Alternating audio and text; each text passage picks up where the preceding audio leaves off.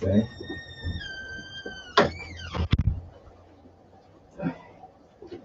Hi, how are you? I'm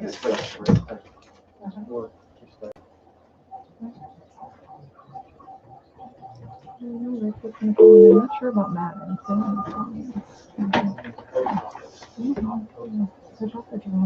Welcome and thank you for choosing free conference. If you are the host, please enter your PIN. Thank you. There is one other participant in the conference. The recording has started. Please note that your storage is almost full. Please log in and delete recordings or purchase more storage from your account. Please announce yourself. City Hall.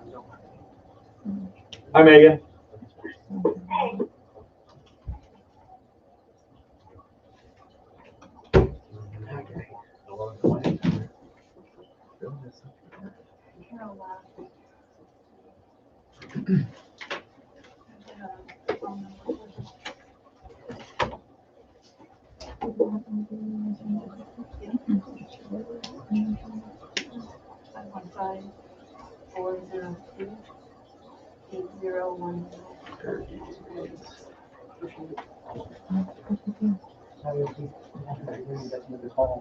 Right. City.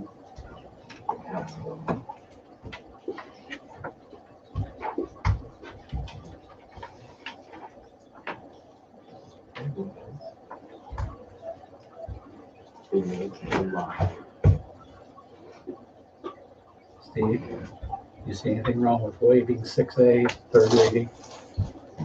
Yeah.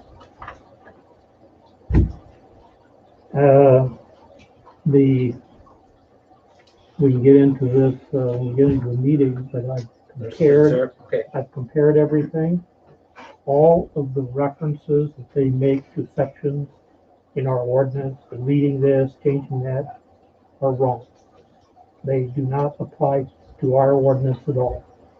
The definitions, it talks about amending 160.02 definitions. Well, definitions are 160.01.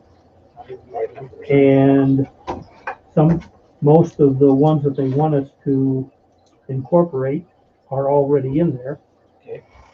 Some of the ones that they, in section 2, they want us to revise are exactly the way that they have them listed. Then you get down to section 3. Top dog. And section 4. Maybe they want us to delete all of section 4, but you get into, or that 160.03, but when you get to section 5 and it's talking about 160.08, it's really referring to 160.05. And so there's nothing in this that's correct. So I would say we can approve. I'll make a motion to approve the second reading.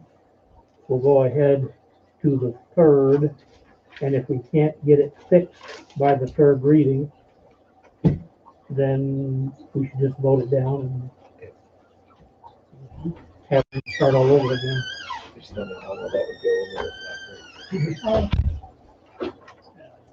Where should we all sit? Need a mask, Tim? Another seat over here. Huh? Okay. You need a mask? No, I know a couple more people are coming in front there, so I don't know about the social distancing rule. Yeah.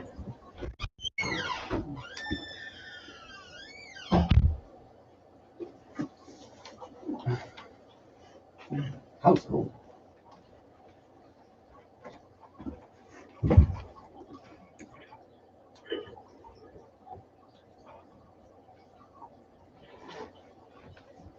Ideally, Sidwell would be the perfect wall for that.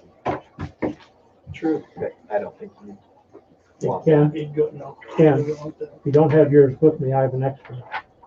I can take one, thank you. If you pass that down, it's perfect for him. Yes, I got one. Little Santa. All right, thank you. Ho and stuff. Are you gonna go with the reindeers instead? There you go. All right, I got 6:30. I'm going to go ahead and call the meeting to order. Roll call. Steve, Yes, Alex. Yes. Megan, Yes. Doug, Yes. Ken. Yes.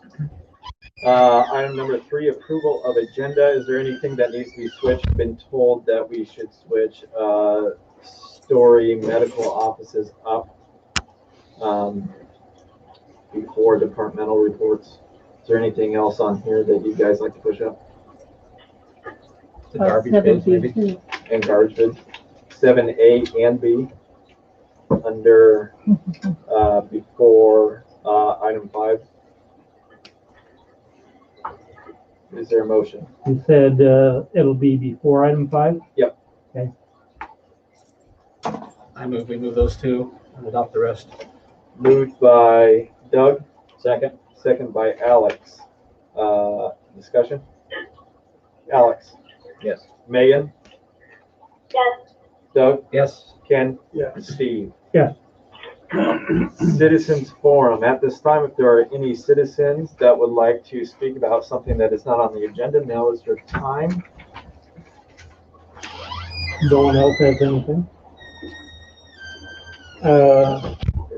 Jerry Gardner recently returned from service in Iraq and Syria. And while he was over there, he took the time to fly an American flag, brought it back with him, and through the Legion and the VFW is donating the flag to the city of Maxwell. We have a display case there and a certificate that goes along with it that says that the flag was flown over Iraq and Syria and by the guard unit that he belongs to. So there's a gift through his efforts from the Legion and the VFW. Third tour overseas. In that third tour, he did receive the Air Medal, which is given to those who have hero acts through there. So pretty cool. Neat. Yeah. And we thank him for his service for sure. And it's a good reminder for all of us that our young people do volunteer and put themselves in harm's way. For sure. Anything else on that, Steve? No. Are there any other community members that have anything for the council? Hearing none, we'll move on down to item 7A, discussion and action on Story County medical offices. I think we have that. Here somewhere. The pictures, yes. Mhm.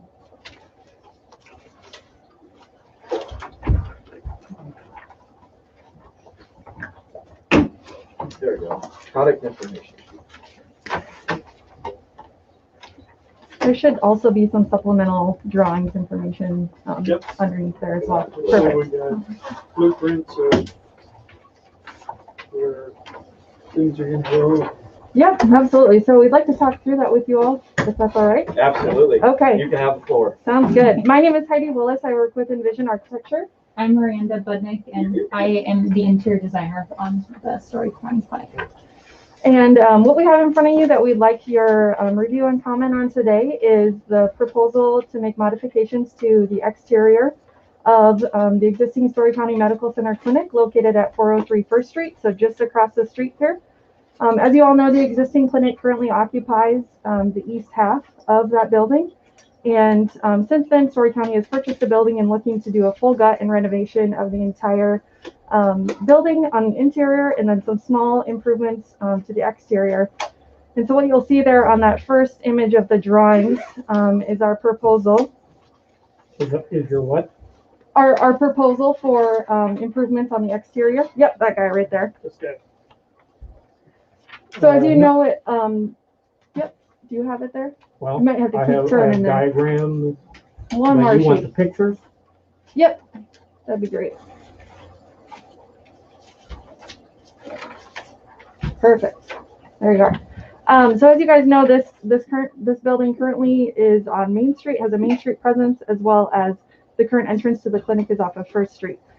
So with the full renovation, we would look to provide 2 entrances into a waiting space, one off of First Street and then another off of Main Street.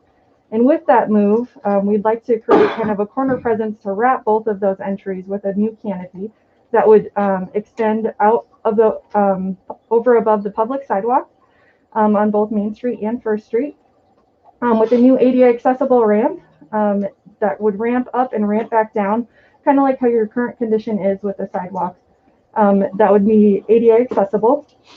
That new entry, yep. You would be extending that elevated area to the existing door on that, extending it further to the west.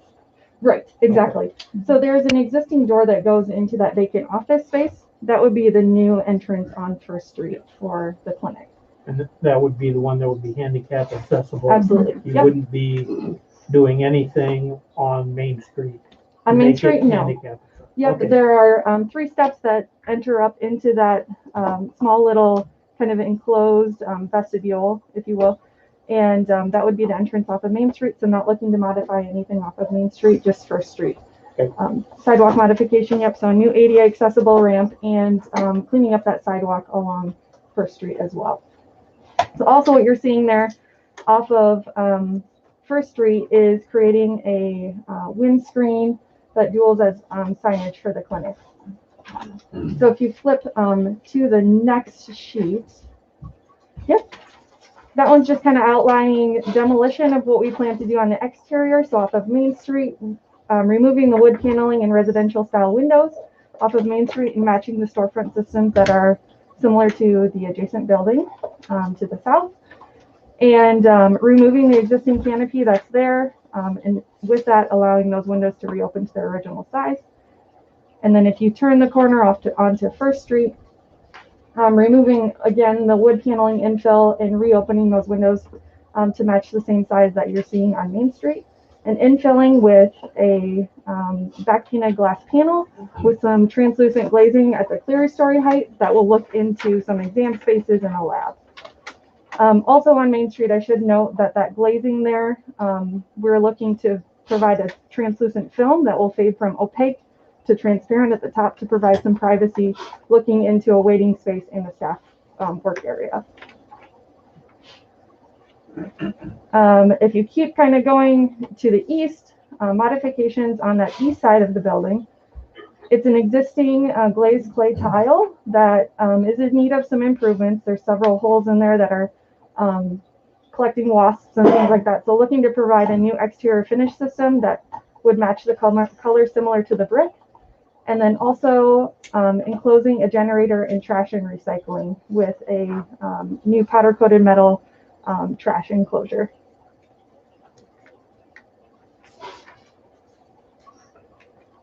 Is Rick Bumhover on the line? I am on the line. Rick, would you like to talk through some of the other site improvements? Rick is our civil engineer on the project. Okay, I don't know what drawings you're looking at specifically, but in those sheets that we had, I think you mentioned the demo plan that we show hatched, what paving we're talking about removing and replacing.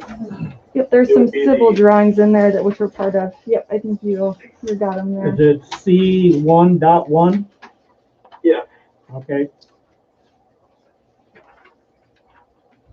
So on this drawing, we're showing the paved areas that would be removed and then be replaced. And so they would include the public sidewalk now along the north side of the building. And then the first, 6 parking spaces in the street along the sidewalk would be replaced so that we can work out the grades to have a smooth transition from the ramp to the ADA parking space with no curb there. So that's removal. Probably the main thing to look at would be on sheet C2.1, which is the next sheet, which would be the layout plan. And on the top part of that sheet is the layout plan. And there you can see what's coming back new. And so you can see on the kind of the west half of the building there where there's two ramps indicated, one to the east and one to the west, that lead from where the new door location is going to be on the north side of the building. And then directly next to that is kind of an enlarged planter area that will kind of hide the ramp. The ramp's not that tall. I think the step's like about 9 or 10 inches above the existing grade there, but there will be a bit of the side profile of that ramp. And so then we thought we would extend the planter to the end of the east end of the ramps. And so the planter that's there today would be extended to the east. And then at the bottom of the east ramp is where we would begin the ADA parking. We'd have the 8-foot access aisles and the 8-foot stall. And along there, that sidewalk would be the same elevation as the stalls. And then at the end of that ADA stall is where the curb would start again. And we would have maybe only a 4-inch curb along the street to match some of the existing curb that's farther to the east along. It's kind of a mix of different asphalts, but there's some looks like a little bit newer sidewalk to the east that has about a 4-inch curb, and we match in with that. And then, as Heidi mentioned, there's going to be a generator and a trash enclosure on the east side of the building, and so we pave those areas out. And by the time we have a sidewalk back to the door to our basement, there's not a lot of grass area left, and we think it makes sense just to, rather than have a 2-foot grass strip, we would just pave the whole area. And actually, our property ends, I think it's only about 16 or 18 feet east of our building face. We don't own the whole strip of ground there. As shown on the drawing there, we pave up to our lot line. We only own the east, or the west half of that long rectangle that goes to the alley. So that would be the extent of the exterior.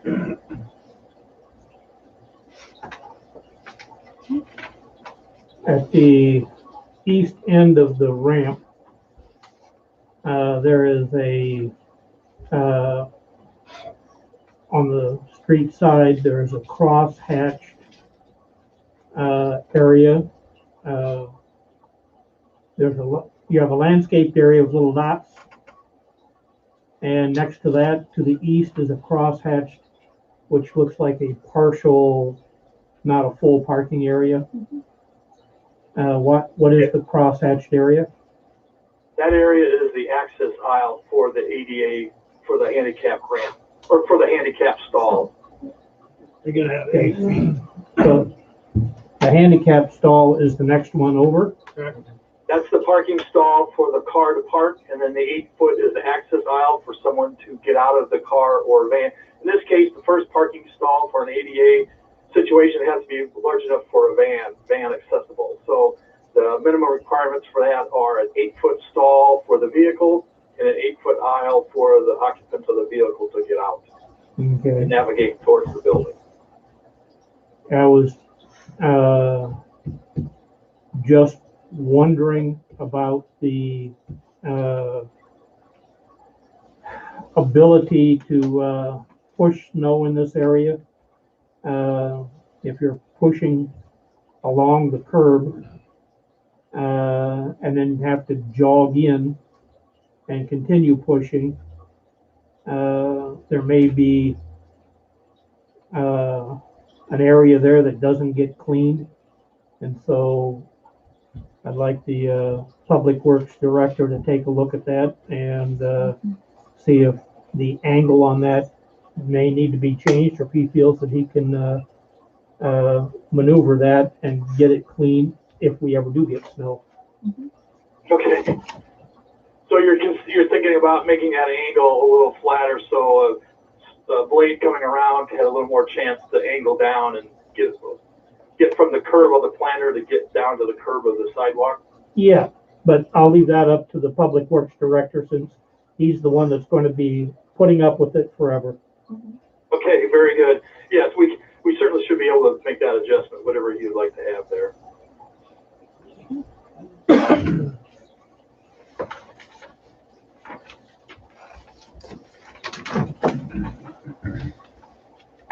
So then the canopy in front, Mhm. that's just being held up by on top. So, There's no posts coming down then. there's a small section of signage there that you're seeing with a, that's black powder coated metal that says Story Medical on it.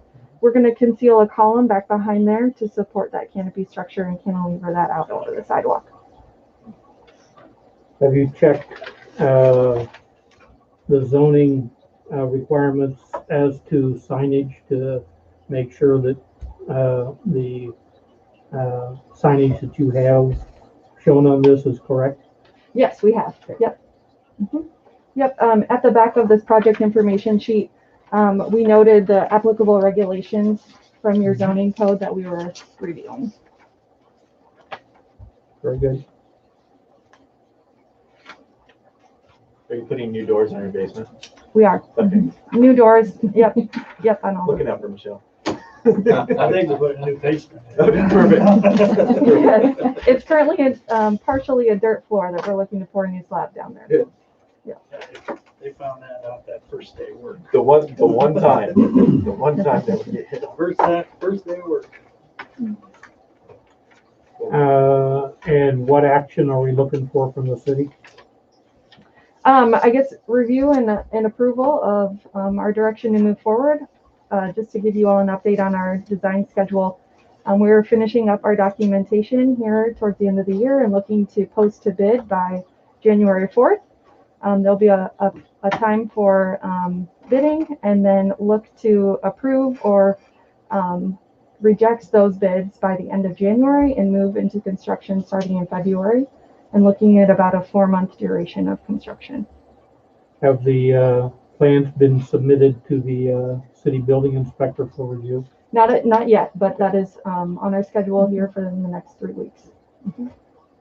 I think it looks great. I think the plan looks great. You put a lot of thought into it and have tried to resolve all the concerns and subject to building inspector approval and review by the public works supervisor for the ability to adequately push snow in the wintertime. I would certainly move approval that this project proceed.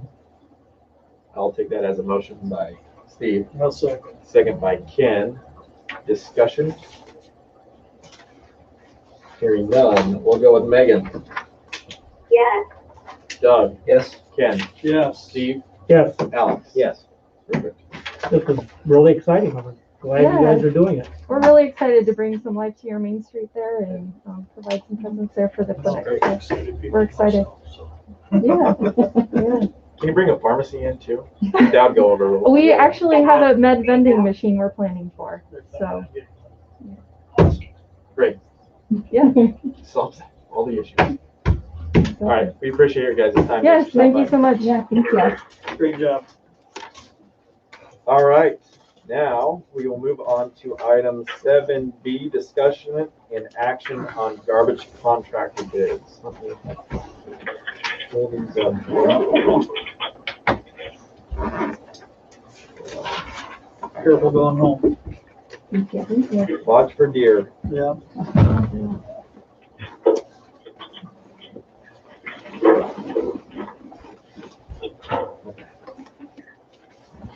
All right, so looks like we end up getting 3 bids for garbage. This has been a long time coming, I feel like.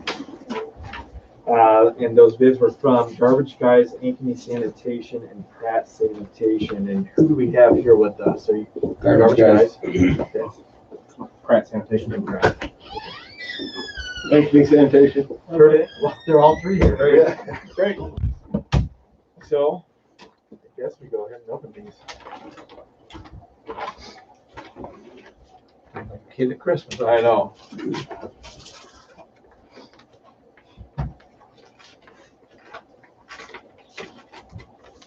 Double sealed so we can get into it. All right. I'll give these ones to you.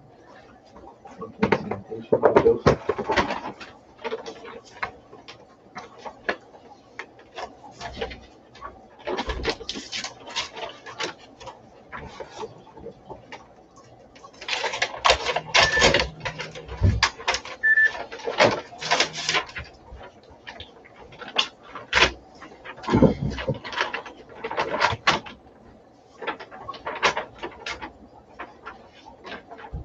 So you guys take all your garbage to Ames in, is that where you have to go? Right. Yep. When it's open, of course, and then you go. Correct.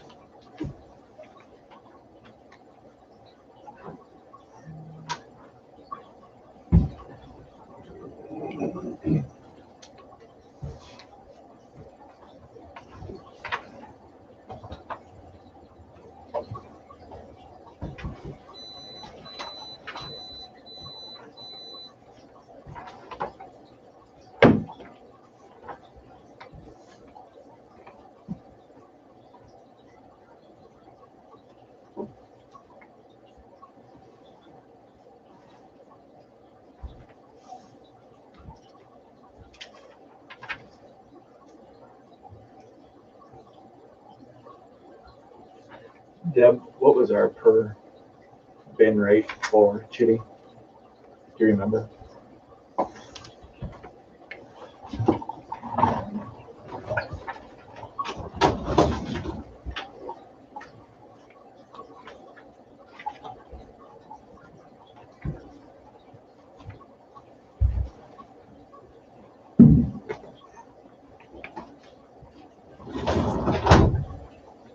Are we gonna have another council meeting later this month?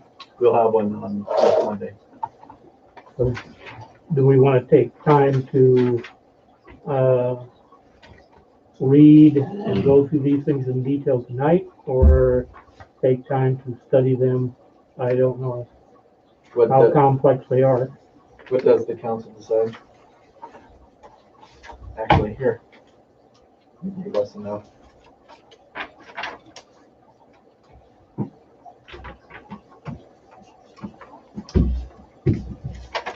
While they're here, I know it's gonna take a little bit of time. Yeah, maybe we should, allow the deputy to, Agree with that. You wish? Let's make it a motion. that we, pause our review so that, we can get the report from the sheriff and then return to this item. Perfect. So, motion by Ken, Motion by Ken, do that. second by Steve. Thanks for that motion. Doug? Yes. Yes. Steve? Yeah. Alex? Yes. Megan? Yes. Okay, perfect. Go on over. Appreciate it. We do have the, oh, there it is. Call report here. Anything outstanding this last month? No, which is good. It's been pretty calm. So I just talked to Deb. We did have a place on Main Street that had an open door a couple times while we were checking, and we didn't have any contact info in our system, so I was able to get it from her, so we can call those people and let them know next time. I did take that complaint that you guys had fielded and sent that up by chain of command. They did have an employee conference with the deputy, and that should be taken care of. I did want to follow up with you guys on the abandoned vehicles that we brought up last time. Was there specific problem areas, or was that just kind of a blanket, hey, watch out for this? I think it's more of a blanket. I think we universal. we got some all around, so. Okay.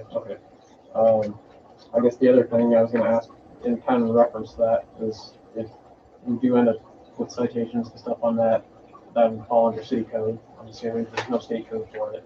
Do you guys have a digital copy of the code that I could get and push out to my patrol guys? Yes. Okay. That's all I got then.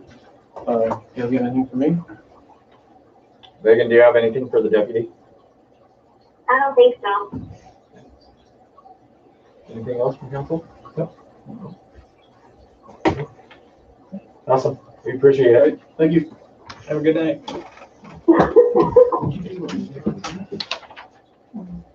Okay, so what was the old price? No rush. The old price Okay, thank you. was, Appreciate we're looking at,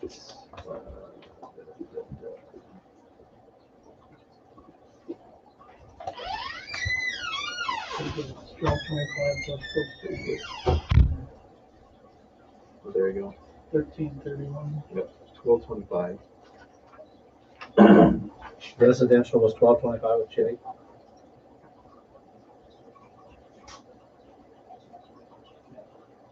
Was there a business number, different number for business? Business There was was, a bar business at 1311. we have a 3 yard here at City Hall at 75. 75? Like Toots and Vet, and them guys from Bacon, they paid 1311. So business 1311, residential 12. Yeah, 12.25.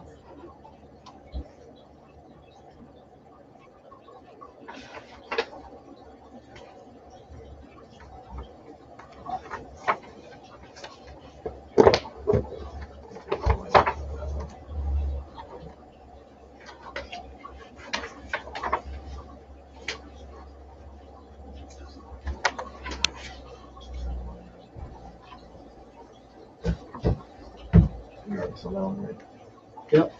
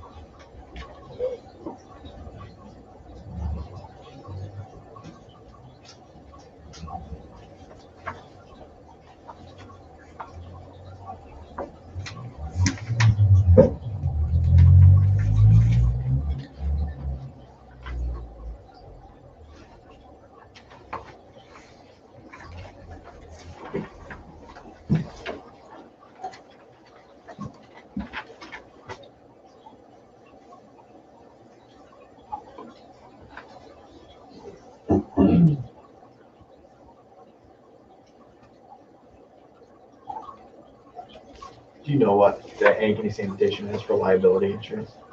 Well, we have 5 million. 5 million.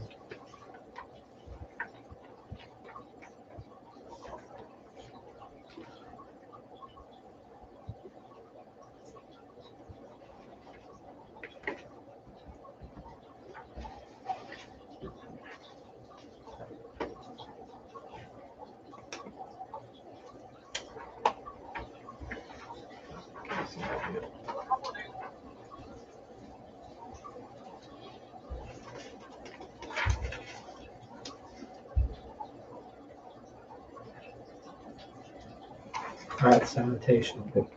We have a 3-year option and a 5-year option. Am I reading that right?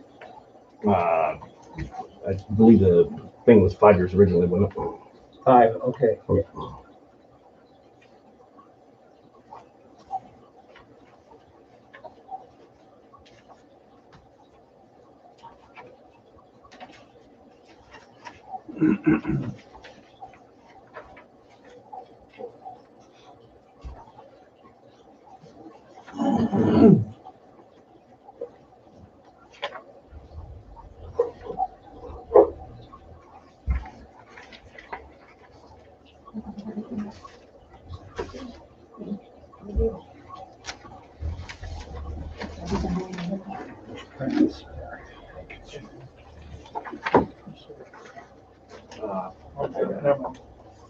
What was the cost of that one? On Brad? Oh, my God. Oh, right, I'll find it. Residential is 1350. Yep. And Brad's based out of Nevada? Correct.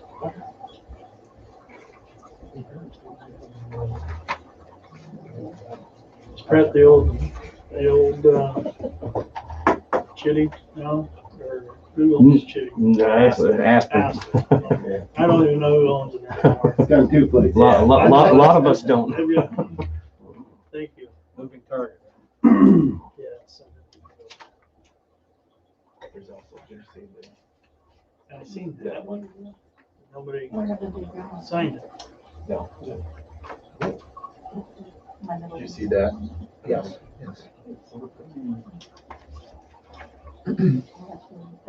Alex and Steve, there's also a letter in your packet.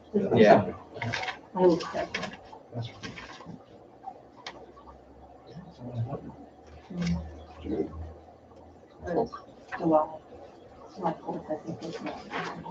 Interesting. Yeah.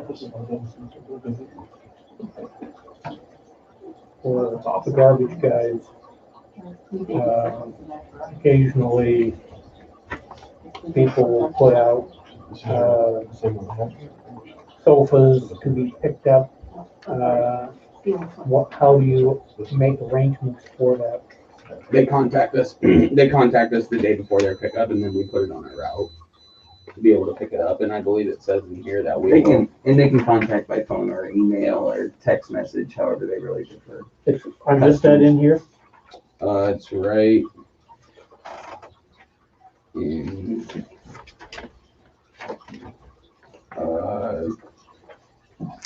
The only place I saw it says this pickup does not include furniture. all communication regarding extra pickups will be between residents and garbage guys. Documentation of these charges will be relayed to the city weekly. So it's back in the contract? It's on C, yeah. It's on C there, On the contract, yeah. of all the jargon and stuff in there. Yeah. It's on C. Top left, top corner there. Okay, The thank last you. page. Yes, sir. Do each of you guys deal with city cleanup days at every place that you work with? How does that work? We'll start with Ankeny Sanitation. Every city's different, so several cities will have, hey, a specific date, they will schedule it out, usually 6 months. Either they want roll-offs to where people bring to the roll-offs, or we do curbside. We do the roll-off. Yep, roll off. So a roll-offs would be a per haul charge plus disposal. Okay, perfect. Correct. Same for us. Same with garbage guys. Yeah.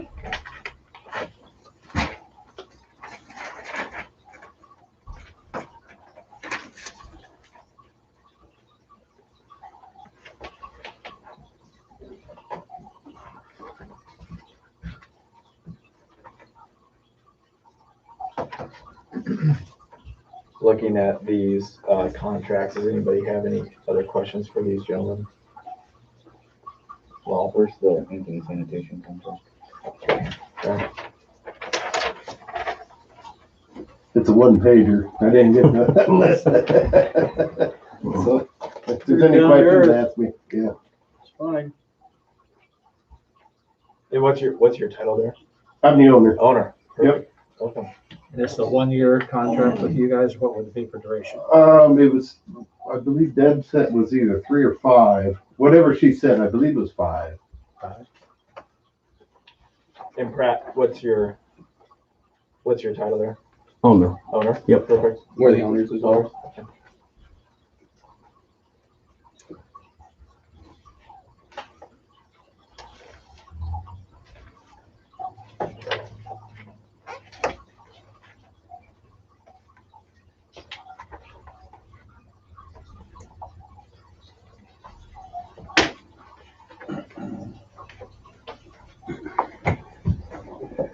So on Pratt's,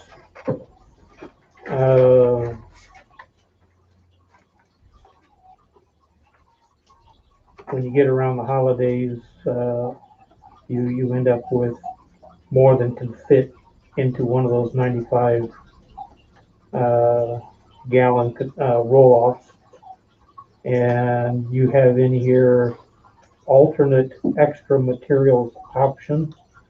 So if somebody can't fit everything into the 95 gallons, they need to get a tag from you.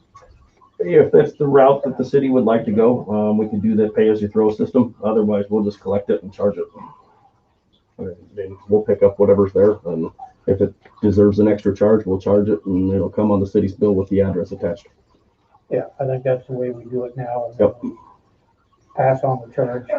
As an alternative, with the pay-as-you-throw system, either residents could either contact us directly for tags, or if we could find a willing business partner, i.e. Casey's, or even at the city, where we could sell tags directly to, that way local residents would have an ability just to come pick them up.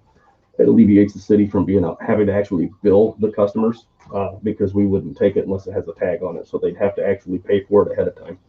I think that right now, if there's extra, we get a list, address and amount, and yeah, we can do it that way too. It's just another option. yeah, we pay it on the bill, and then we turn around the next month and rebill it. Yep.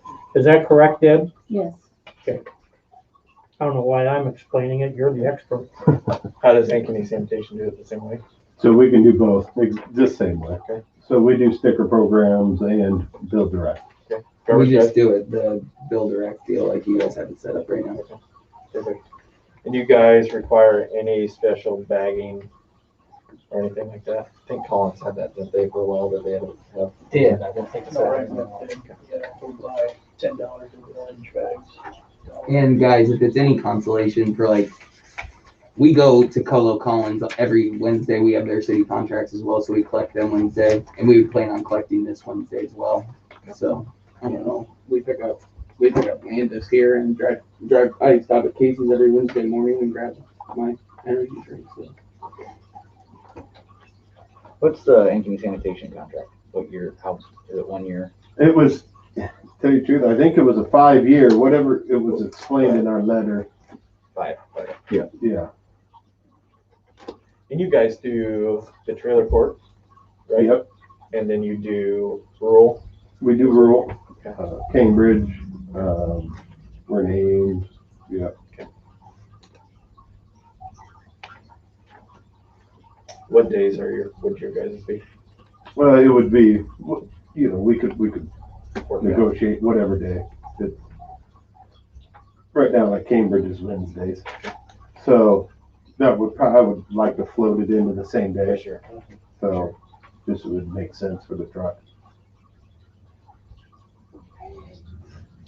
You guys are out of Cambridge? Yep. Yep. The old car lot there. Send Megan prices since she's not here to see Sure. contracts. Hey, Megan, do you want the prices? Because That would be great. yeah, you're probably thinking, what the heck is going on? I don't have the number otherwise. Let me text them to you. Let's take pictures of the secretary. So just so you know, residential with Chitty was $12.25. So Okay.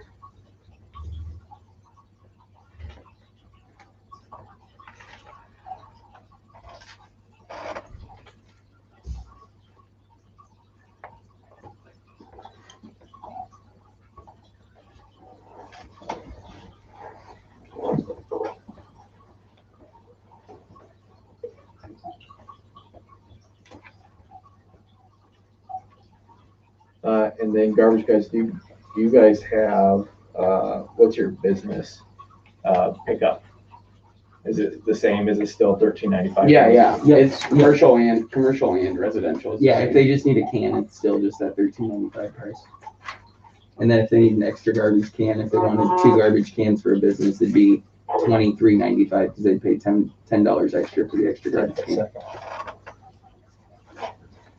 And residents could do that as well. So if they ever, if people have a lot of garbage, a lot of households in Colo and Collins do, they just switched over to cans, and some customers get 2-3 garbage cans. So we can always do that as well.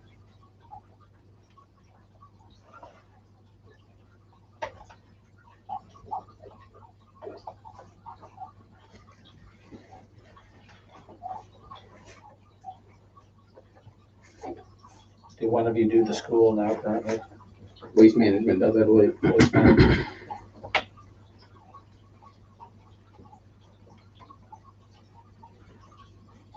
And Brad, is that the same with you guys for business? $13.50? 95-gallon rates and 95-gallon rates, as far as I'm concerned.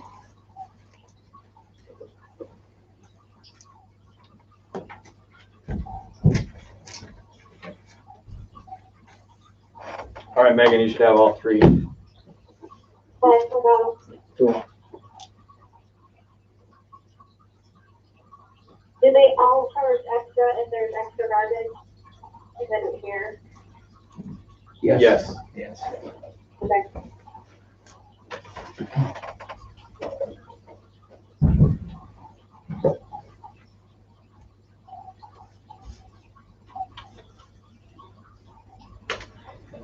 All right. Everybody have enough time to look? Alex, you good? I think so. So looking what you have in front of you, is there a motion on the floor as to who to go with for garbage disposal? Well, the way I read it,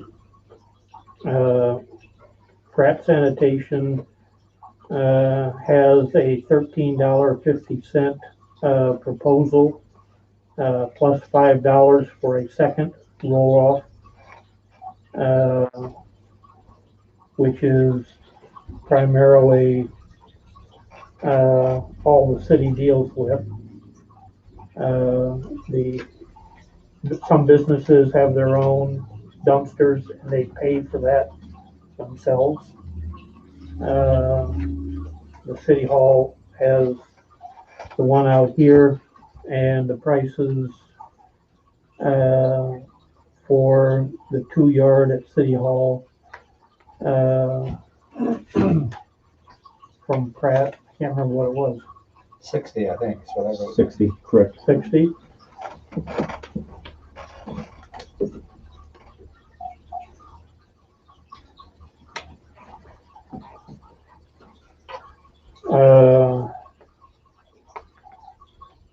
And garbage guys are $13.95 plus $10, and your 2 yard roll off was $50. And Ankeny Sanitation is at $14 and no charge for the 2 yard roll off.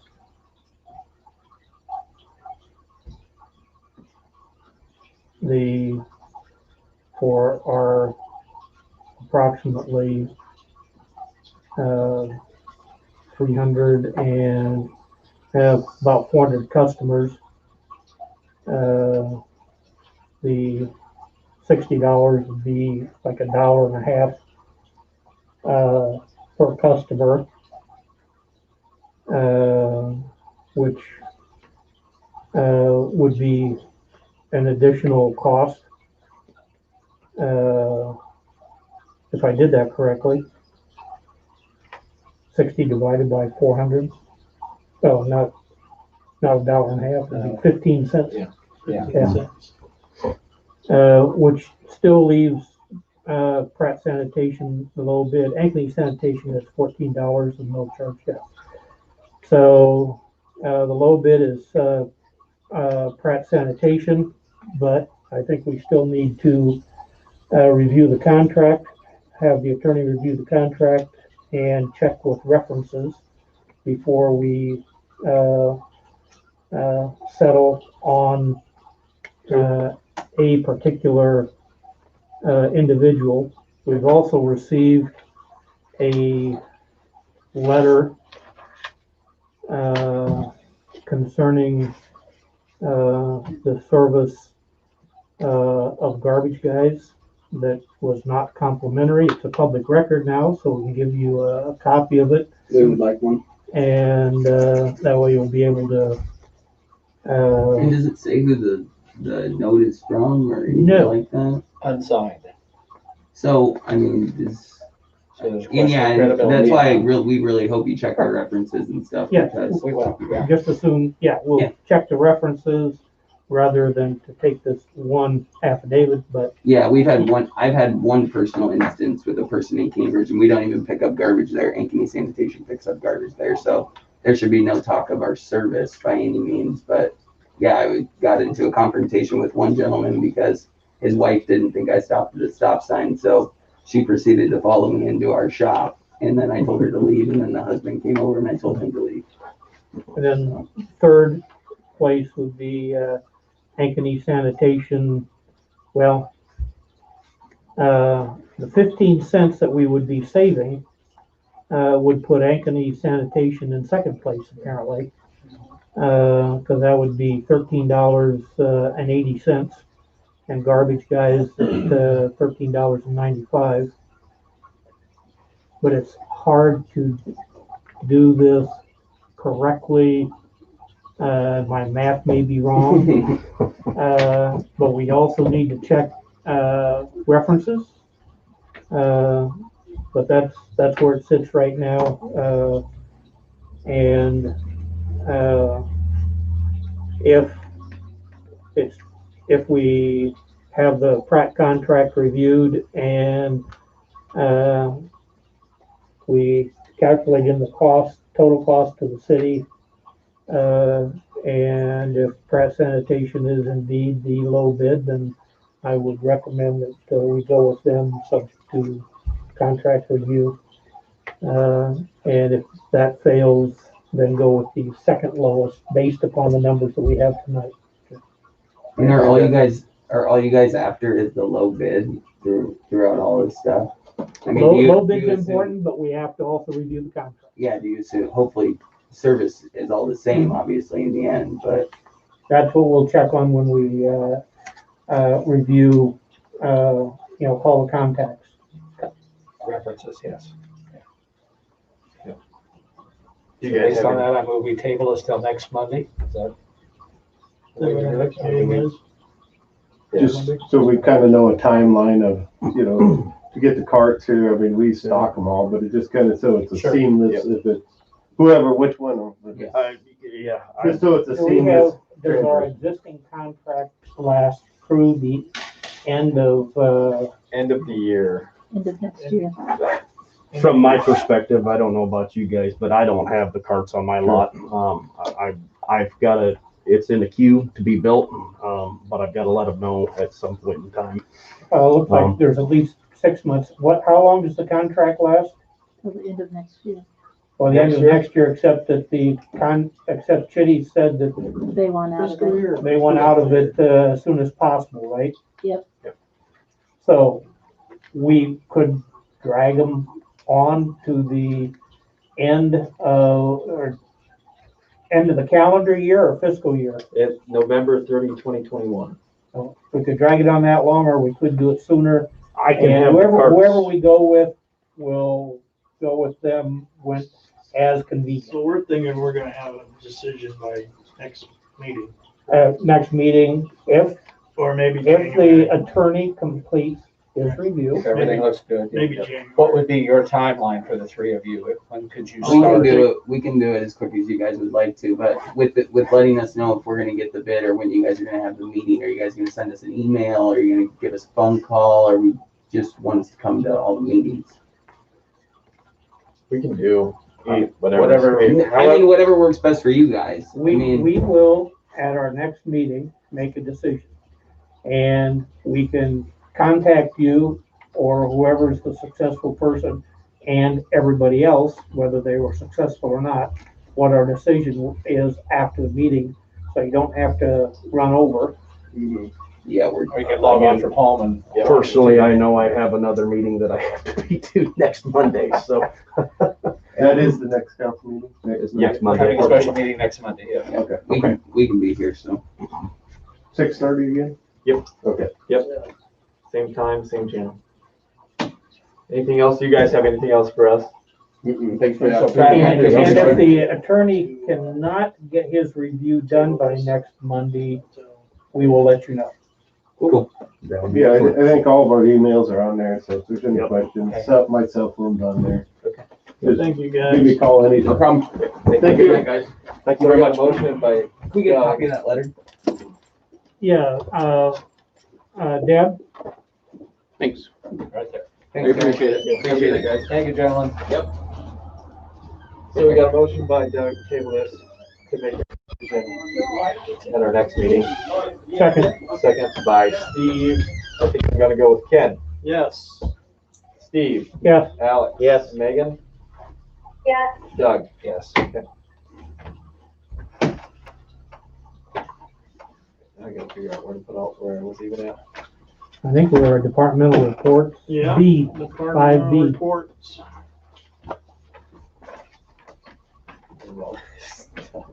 Okay, 5B fire report. They had a total of 5 calls with 23 people. No injuries or accidents to report. They are replacing batteries on 109. 109 is the first big engine that we have.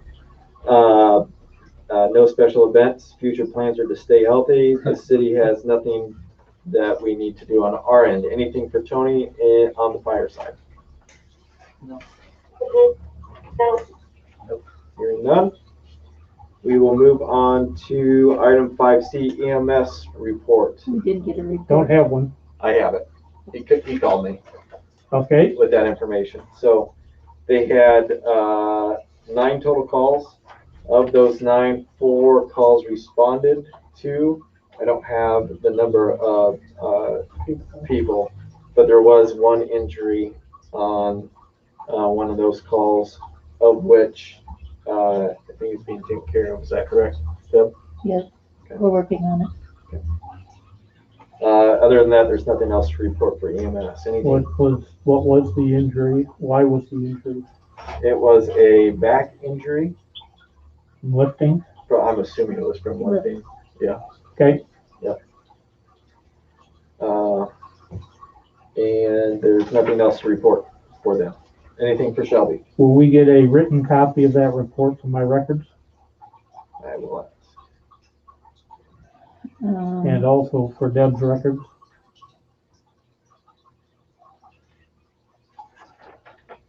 Can we do that with HIPAA? I'm assuming we Well, can. I don't need You don't the need it. injury record. I need the EMS written report. Gotcha. Perfect. Yep. Written copy. Then they can cross out the names too. Okay. Normal written report from EMS. I'm gonna text him right now so I don't forget. Did it happen too early in the month for him? No, they've had some issues with their baby, so. He's got other things in his mind. Other important things in his mind. Well, he certainly gets a pass from me.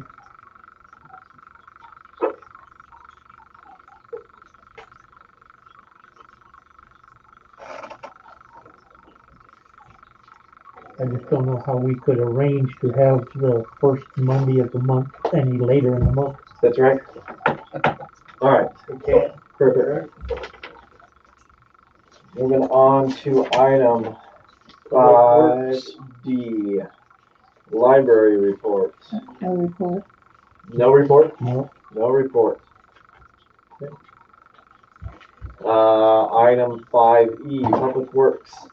Nothing new on the street, still waiting for the truck. That's supposed to be in this month, I believe, after I talked to Tony. Parks, they have a price to repair the fences. If we round out, 1.4 million gallons of water pumped, 1.2 million gallons sold. They had 2 service line leaks that were repaired, about 2 million gallons of sewer pumped. The work on the lagoons are coming along. We'll have a meeting the 4th Tuesday of each month. DNR inspection was done in November. Have a list of what needs to be done. Where are they going to have these meetings on the 4th Tuesday? Is that they're just going to meet out in the field, or do they need a place to meet? If you ask that question, oh, Wes is here. Yes. The meetings on the 4th Tuesday of every month. Where's that gonna be held at? I believe it's going to be on site, but we'll have to confirm that. I don't know if they've set that. Well, if you need the Legion Hall, you can call City Hall. They have a key, and they can open it up if you get into inclement weather. Yes, and we may as we get going here. I appreciate that. Yeah. Okay. Thank you. Anything else for Tony? What fences? I think that's later on in our discussion. Item 7I. I think it's the chain link around the baseball field got hit by a tree. What, at one point this year, we talked about installing,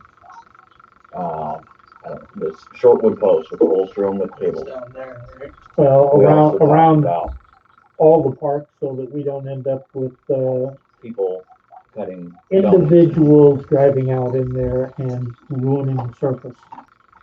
Not much of a problem right now, but Will be next spring. There is one in the soccer field, a problem.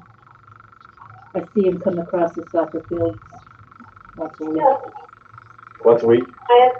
And they've been up on the trail. I've watched them pull down, but they always disappear by the time I turn around and come back. It's a black truck. Okay. Are we anywhere with that? Is there any? I haven't heard anything. We can ask that. I think we've asked for that for long enough, and it's difficult with the, we had windstorm, and that was one thing. We end up with a lot of things that take up time, and we don't have the assistant public works supervisor yet, so that may be something that we may just want to get a bid on and have it done. One thing too, I mean, I know we've asked Deb previously as we come up with kind of to-do lists after each meeting, just to ensure that whatever needs to be done, everybody kind of, sometimes the meetings take a long time. Do we have a list of ongoing projects that we have asked the Public Works to do, if they are accomplished, if they're in the process of being accomplished, if there's something the council needs to do? If not, I would suggest that would maybe be a good idea to add to the report. So something that's brought up in April isn't brought up again in December. We can keep up on it and get it done in a timely manner. The nice thing is we now have a fully appointed Parks and Open Space Board, and parks are their responsibility, and so it won't just be passing word on to Tony, and it will be letting the Parks and Open Space Board establish priority list and recommend it to the council and then track it with staff. So hopefully it'll get a little bit more attention. Not just, I'm not talking with just the park, but I mean, I know we're not a big town, but town of 900 with one person right now, it might be good just to keep a tab on, on everything. Okay.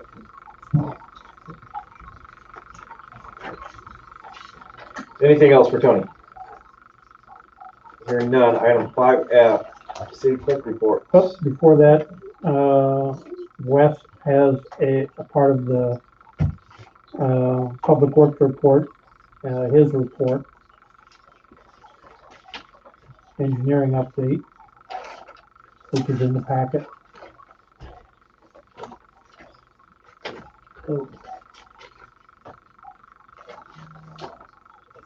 Do you want to wait till we do 5G for engineer report?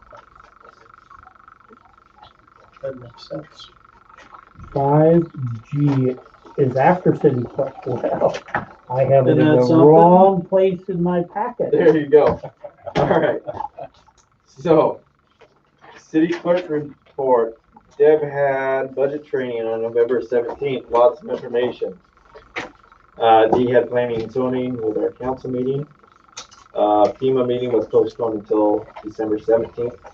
Update on 609 Main. We're going forward with the court date. Our attorney is working with the owner's attorney with the request to demolish the house. They're looking at timelines and penalties if the project is not demolished and debris cleaned up within the timeline. She attached the stipulation that the resident's attorney sent over, and we'll talk to our attorney on the 7th. And they're still working with insurance agents on storm damage. So did you talk to the attorney, Deb? I talked to the attorney. They want to go with something completely different than what the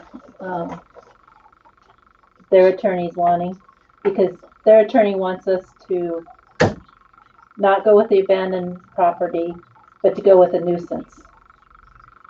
So. And we've already started the abandoned property, We've right? already started the abandoned property. On top of it, they want, if he doesn't get done in the 150 days, they're going to allow us to go on and take it down, which both attorneys have talked, Gil and Michael have talked, and they've decided that we should go ahead with the abandoned property, give him the 150 days to take it down, with the stipulation that if he does not take it down, it comes to the city.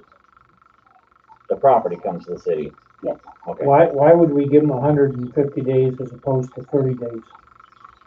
Because it's winter, and Cause they built sorry for they're going, because this will go through the judge, and they think it'll look better and give us a better chance at getting what we want to what they want. I think the neighbor through enough. has gone through a couple years waiting for the city to do something, and now it is going to be delayed another 5 months. 5 months. Well, the trial isn't set until the end of January for the abandoned property. I might be willing to give them 90 days. At the end of 60 or 90 January, days. the judge may rule in our favor. Right. And if they give them 190 days, then that would be another 150 days or whatever. End of June. That would be the end of June. I told him I would talk to you guys and see what you have to say. And I'd get back to him tomorrow. Well, I would like to see it done in 30 days and just get a big, Selby gets a big backhoe, he goes out there, crunches everything up, puts in a dump truck and hauls it away. I mean, do that any time of the year. But if we need more time, then I'd be happy to listen to people that are more experienced than I am. I would agree with you. He's had all summer. We haven't hindered his ability to do anything this summer, correct? We might have to wait. We might have to wait till to the trial at least, so we could give him 60 days. Well, at the trial, the judge is going to give him a certain amount of time. The trial isn't until the end of January, and so we wouldn't need to give him another 60 days after that. It would be like 30 days Well, after the judge makes a decision. If we allow in the stipulation, then he would have the time to get the stipulation done. I'm not in favor of stipulation. That's a nuisance rather than a Well, abandoned and building. that's why they want to continue, but give him this option to take it down. Can you add a nuisance fine on? He has the option to take it down right now. I guess I don't understand. And this is saying. Okay, I'll tell him 30 days if that's what you guys want. This is saying 150 days from. But we would not sign this stipulation because it changes it from an abandoned building to a nuisance. And then we couldn't go back to abandoned building if we change it. We could not go back. Yeah. Correct. According to Michael. So this is the one that his lawyers proposed to us. Right. Okay, which is. I would not vote in favor of. I would agree. I think we need to keep it as an abandoned property, and he's got 60 days.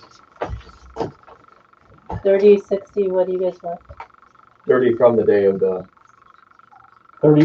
60 from now, 30 from the time of the trial. I don't know. Yep. You said that what we are now telling our attorney is that we are proceeding along our path, and he has a certain amount of time. Failing to do that, then ends up in court. It will still, yeah. Or it's going to end up in court. It's going to end up in court unless he actually does what he says he's going to do. So 30 days. Which would be before the court date. Yeah. Okay. Makes sense to me. We'll know by then, yes. Is everybody in agreement with that? Yes. Megan, you And in then- agreement with that? I'll let him know. Thank you. And then if he goes to court and the judge and everybody else decides on something, some time frame, that's up to them. Next up, they got the treasurer's report.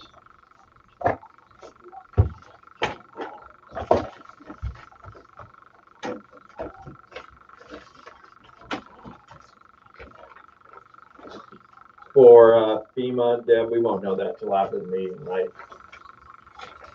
Right. Okay. We were having.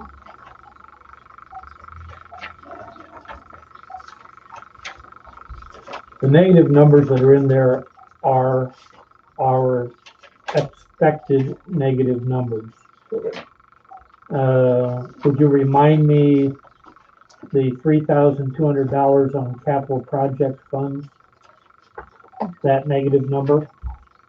That's for the Baldwin Street. We haven't transferred anything into that one. Okay, so there is a transfer that will take care of that. Yes, which I'm working on now. Okay. Hopefully.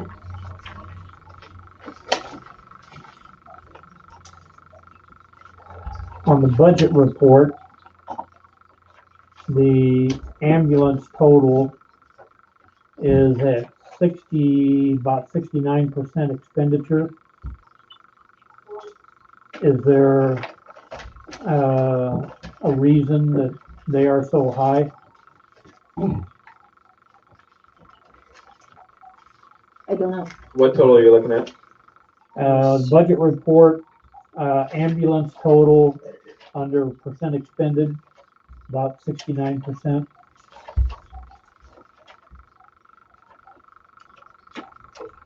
They've ordered a lot of supplies this year. And so it just may be that they've ordered the supplies early and the expenditures will slow down. It could be COVID supplies too, you know, extra stuff for COVID. PPE. Replace expired supplies. She's watching. No. So do they expect to exceed their budget this year?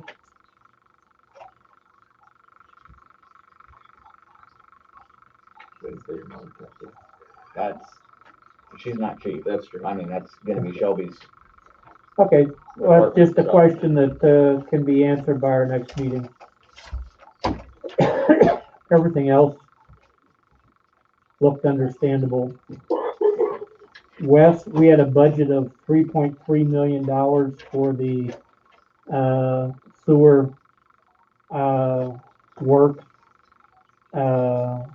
That's going to be more than that now. Yeah, was that the total budget, including?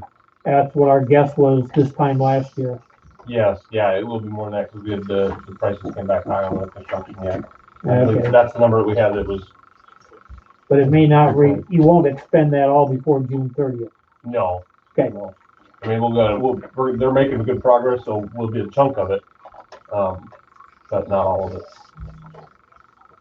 So if we're lucky, Deb doesn't have to do a budget amendment. I'll still have to do a budget amendment.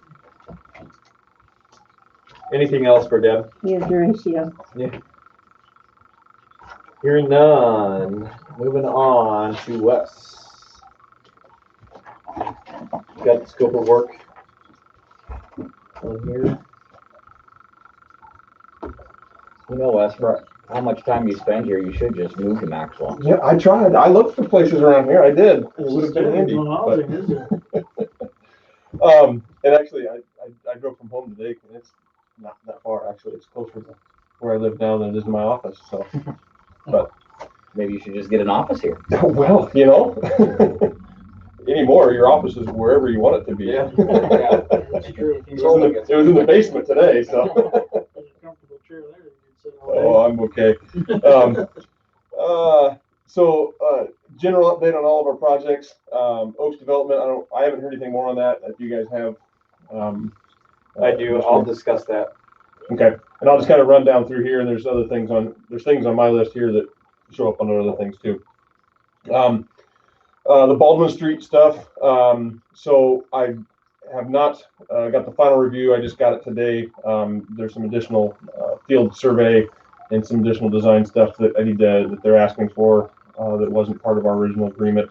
I say the North Building is recommended that we get it. So I want to go through that and make sure I understand it so I can present it to you guys as some additional stuff that they're recommending to get to do that design. So that's in the preliminary stages, but that will be, if we want to put it on we're having a special meeting here, we could do that, or we could wait until our regular January meeting. But that is coming. And then the wastewater treatment plant, things are going, they're making good progress. They're all night. They're going to town. They got the Musco lights out there going great. Yeah. So they're making good progress. They got the lagoons all sludge removed, with the exception of the third cell. That's the real small one. The main cells, they got all the sludge out. They're pretty much done with the polishing tank, concrete construction for that.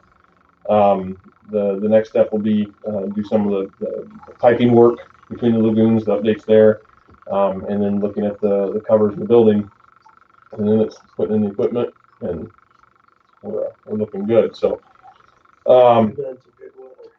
yeah, they have had some favor there. We'll see how long that lasts. But were they knifing the sludge into surrounding fields? I don't know if it went into the surrounding field. I don't believe they looked at doing the Sidwell property, and that did not meet the requirements for land application. The sludge, they land applied it somewhere, but I don't know where they did. I heard somewhere on Facebook they were saying there's a lot of boom, and someone thought it was one of the hoses. I think they put it on Owens. Are they? Yeah, because they bored underneath 210 and then put it out on. Oh, okay. So they maybe do a culvert. Piped it more than okay.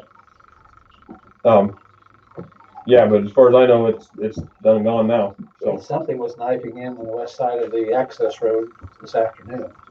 They had a big tractor John Deere with a access honey wagon. The new access road in Sidwell. Oh, the Sidwell yeah. side, yes. Yeah, this is the time of year when everybody does it, so it could have been anybody. But yeah, they did get that done. That was one of their big concerns with the schedule, is getting that done this fall, because if they didn't get it done this fall, then in the spring it's hard to do or impossible. So they did get that done. So that's good to see their progress there. We are working on the SRF construction loan application. I believe we have something on the agenda tonight to get that, to keep that moving. Right now we're on a schedule for loan closing in January. The difficulty that brings, and I've talked to Deb about a little bit, is they're already doing work, and so we want to try and do what we can to, if you guys have reserve funds out of general fund or something, to get some of the early pay applications paid before we can start drawing disbursement. It'd be good to do that. How much are we talking about? The first two pay apps, CDBG can pay some of it, but it's like a 10% match, maximum, I believe, or something like that. Yeah. The first two are like a total of 125,000. Is that right? Third one, which I just got, and you have not got it yet because I just got it approved through Chris the other day, is closer to 500,000. So that one, I'm going to guess we don't have general funds to cover that one. However, by the time the contractor understands where we're at as far as getting the financing in place and the delays there, I just think it would be a good idea to show good faith, because per the contract, past 30 days, they can charge us interest. They haven't yet, because they understand. And if we are able to pay those first two out of general fund, we'll get reimbursed in January, February. Then the third one, the large one, would only be 60 days out by the time it comes to, and that's not terrible in the business. In fact, some contracts are set up for 60 days is the standard delay anyway. So,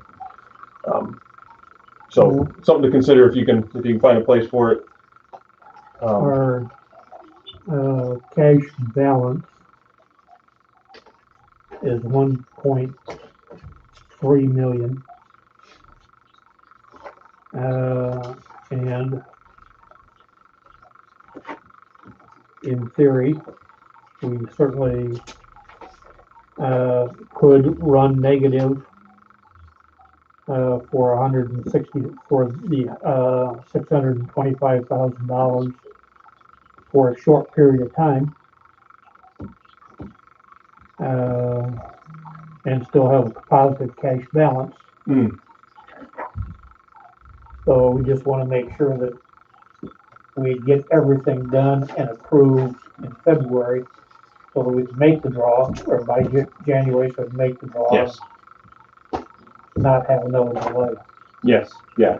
And I think as far as my understanding is that as long as we stay on that schedule, I think there was one question of being able to get the 4 to 20 notice out for the one. I don't know if you did the math, if we can get it with the published dates, then we should be good to keep in that schedule that that all was put together for the approval itself. The check won't bounce. Well, that's good. That's good. I don't know which is worse, having a check bounce or not getting paid. I don't think it matters in the end, but yeah, I'll leave you guys. And we have up to 30 days to pay. Yep. So if we need to have both of those paid before we can do the drawdowns, that is possible. And checks won't bounce. So yeah. Yeah, the first two, I believe, Deb, you have those first two payments, the applications. We'll need to confirm with Justin what. Well, actually, Justin's already put in for the. He's already put in for the CDBG match, so I mean, it's all going to come out of the same pot when he disperses to you. So, yeah, I'll let you guys do the math on that. But okay, if we get those two paid, that'd be good. And then the third one, I'll be sending to you. And like I said, we can do what we can on that or hold. Running water service to the lagoon? Yes. So the question came up during construction a couple weeks ago. The contractor was asking if there was water service out at the lagoon plant, and there is not. There's water service at the pump stations. If you recall, we redid the line across the creek when it washed out a few years ago. So that has been restored to the pump stations, but that's where the water service stops and has always stopped. The contractor was asking about water service out at the plant. They have to do some tank testing and some other things that they would like to have water out there. But the question came up, would it be something useful for Tony for maintaining the plant down the road? We did not include an extension of water out to the plant. It's not necessary. And it was just an added cost, so we didn't include the extension of water out there. However, Tony was asking about it and the contractor as well. So we got a quote from the contractor, what it would take to put in a couple of sanitary hydrants out there with a 2-inch water line that extends out there. What the convenience for the hydrants would be some of the wash down would be easier in the turnover between the summer season and the winter season. Our disinfection system is a UV disinfection, which has big shop light bulbs in there. And so when you shut that down, you only run that for a certain 9 months out of the year. Through the winter, you don't have to run it.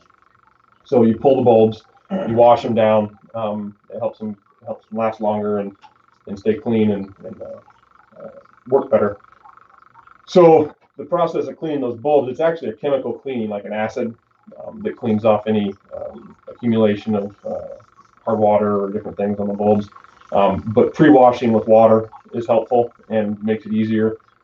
Without the water, it would most likely either just be an acid wash there, or Tony would have to load up the bulb crates and move them down, carry them down to the pump station and do his washout down there. Having water at the lagoon site would make that process a little easier, take up less time in that transition time. Plus, anything else that needed to go on out there to flush out a pipe or whatever you need water for. As far as the operation of the plant, it's not required. It would be convenience for cleaning things up at the site.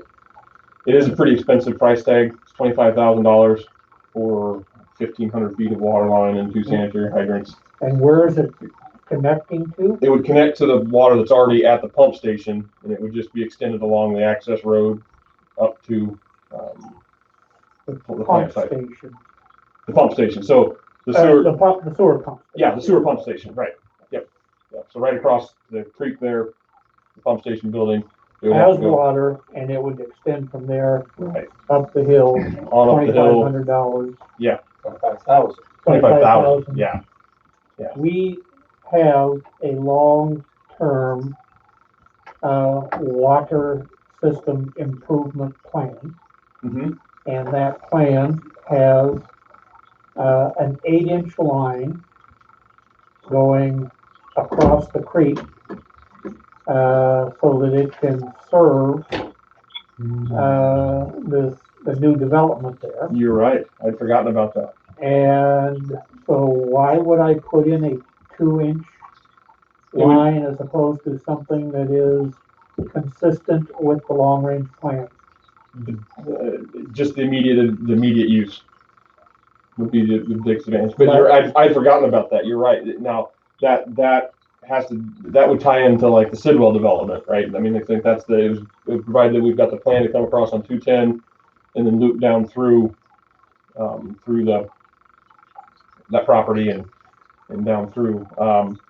Yeah. So I forgot about that. So that'd be a consideration that maybe it's not worth it now, and then if and when that ever goes, or you'd have if they're water. going to be digging it in, and why not dig in an 8-inch Oh. pipe instead of a 2-inch pipe, and instead go of ahead and put in the- $25,000, it would be $30,000, but at least we would have part of the plan complete. Oh, let me. For a small amount of extra money. I mean, you're going to be digging the trench anyway, so just put a bigger pipe in it. Yeah. It could be 2 to 3 times the price. It could be upwards of 75,000 to do that 1,500 feet with 8-inch. Why? Fittings are more expensive. The pipe is more expensive. The 2-inch line you can put in with a trencher, just a ditch witch, Okay. Soil change off. Instead of actually digging with the 8-inch pipe, you actually have to excavate it with a backhoe. It takes a little bit longer time. And then put a bed down there and make sure it's level. Yep. Yeah. That 2-inch poly line. In fact, I just put 300 feet of it at my house to put some yard hydrants in. It's pretty forgiving, and we dug a 12-inch trench and threw it in, and you're good to go. The water main actually takes a little bit more. Takes quite a bit more actually labor to push the joints together and lay that. So, but you're right. Putting an 8-inch now would be more expensive, but it would fall in line with the long-term plan for everything up there. We could certainly get a price from them to do a full-fledged 8-inch water line. I believe what comes across the creek is not 8-inch currently, but that doesn't mean we couldn't connect up to whatever's there. I believe it's a 3-inch Yellowmine, but we could still connect there to the 8-inch still. I wouldn't recommend drinking that water because it's a lot of volume in a low-use pipe, so it's going to be pretty stagnant. But for wash water out, it would be fine for that currently. So we could get a price for that just for consideration's sake. I'll put in a 2-inch line now for the convenience of staff. Do we wait and put it in the future was part of a larger capital improvement program to provide water to the Sidwell development should it ever take place? Or do we go ahead and put in a bigger pipe now and just in case we need it in the future? My question is, if we put in a convenience line right now, that's $25,000. Are we going to have to go back and dig that up and spend an additional $75,000 so that it's $75,000 to just become $100,000? I think we're wasting the 25,000 until we know what we're going to do development-wise. To do anything. I think the best thing to do right now would be to not extend the water until we know, first of all, if the Sidwell development is going to take place, in which case we would be. Yes. This is actually an item down below. We got ahead of ourselves, didn't we, Jim? D. Oh, okay, yep, good deal. We'll talk about that later. What are we looking at? 7G. It's an actual item on the agenda. See, I told you I'd get ahead of myself here.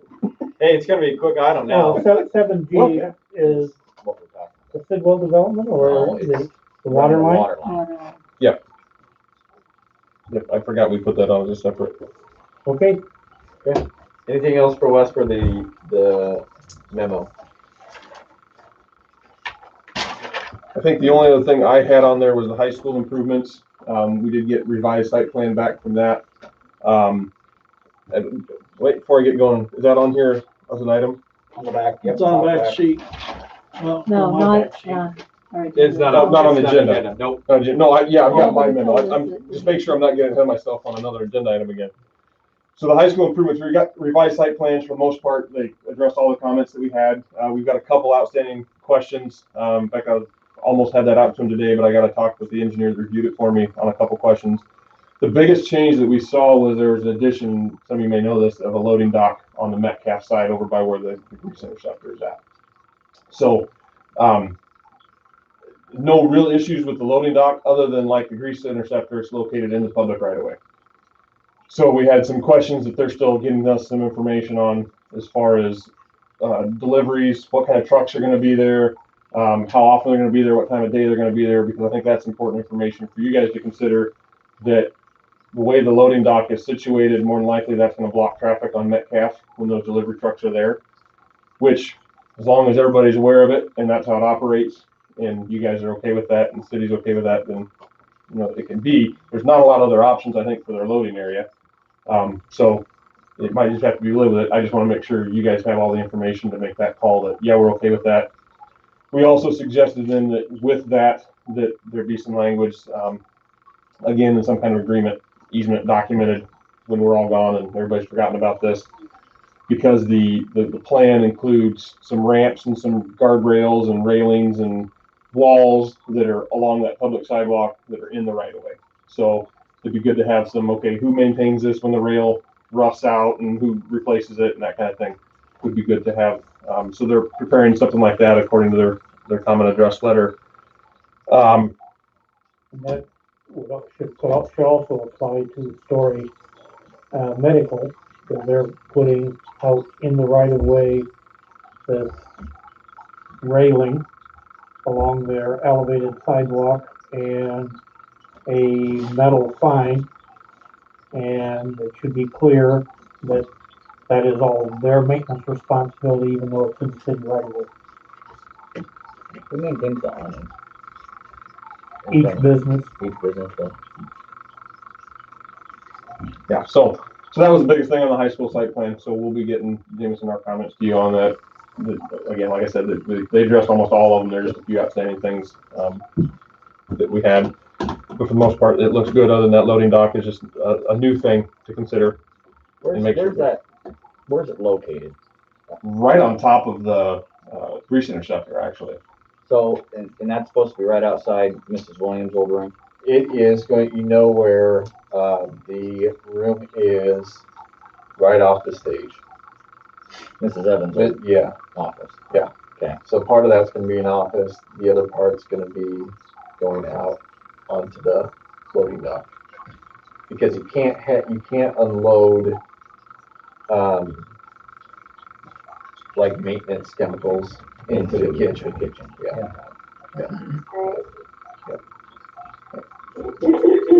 And I think there's an existing service entrance there now. It's just not easily accessible. No. Yeah. Doesn't that one face north? East. Faces east, but there's no door there. There's no door there. I was thinking there was a door there that I saw on the plans. I certainly could be wrong. The existing loading dock is up on the north side of the school. Oh, okay. And it faces east, and the ramp faces north. So you come out on a stand and then it goes back north. I guess my question is the loading dock going to be directly up against the building? Is the delivery truck going to be backing over the sidewalk in order to gain access into the loading dock? I wish I had. There's markers. Yeah, maybe that's it. I believe this is I don't how it know if lays out. anyone- I'm going from memory on this. So, Feel free to erase. is this good to erase here? Yeah. All right. Is there an erase here? It might not come on. How long's it been up there? Well, Quite since I, a while. yeah, since You I, need to remove that. Ooh, it's not coming off. I'm gonna write small. All right, Remove that so piece of Move paper, the- too. The Remove that piece of paper. this one here? Yeah, We're gonna- and the calendar, just take it all This is down. an awful lot of work for my little sketch that may or may not help us here. It's only May. May 2020. That's still. let's not redo this year. Let's not go back. Man, think of what we all thought when May came around. Yeah. So the way I understand it, on the plan view, here's the building, and here's the door in that they're going to use. There's going to be a landing here with a ramp that comes down to here. Which way is north, south, east? So north is up. Okay. So this is Metcalf Street over here. Okay. So this is the entrance door, which is really elevated. And That's there's the current entrance door. This is the yes, I believe so. That's where I thought there was an existing door. There's not a door there. There is no There's door. no door there. Well, it's hard to tell from when they remodel everything, the plans.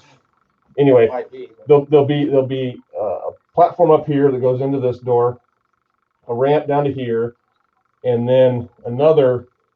This is actually the loading dock out here, and then the loading dock. I drew my finger. Goes out to the roadway curb there, more or less. So that would be going towards the current entrance, correct? The main entrance off the east side. That's south of where Mrs. You'd be Williams. heading toward those steps that go up to the entrance now. Okay. Yeah. So this actually, because there's such a big fall going down this way, this is actually the 4-foot loading dock here. So that drops down. The public sidewalk runs like through here. So the sidewalk would cross over the loading dock. And then this goes up. So there's going to be a fall or a wall for this platform and then a loading dock for this platform here. Where's the ground level then on that, Wes? The road, right? The road, yeah. And so this would be a slope coming down here. This is a slope coming down to the street. And the parking lot is. Parking lot's off to the right. Football field's further right. The loading dock is at the sidewalk level.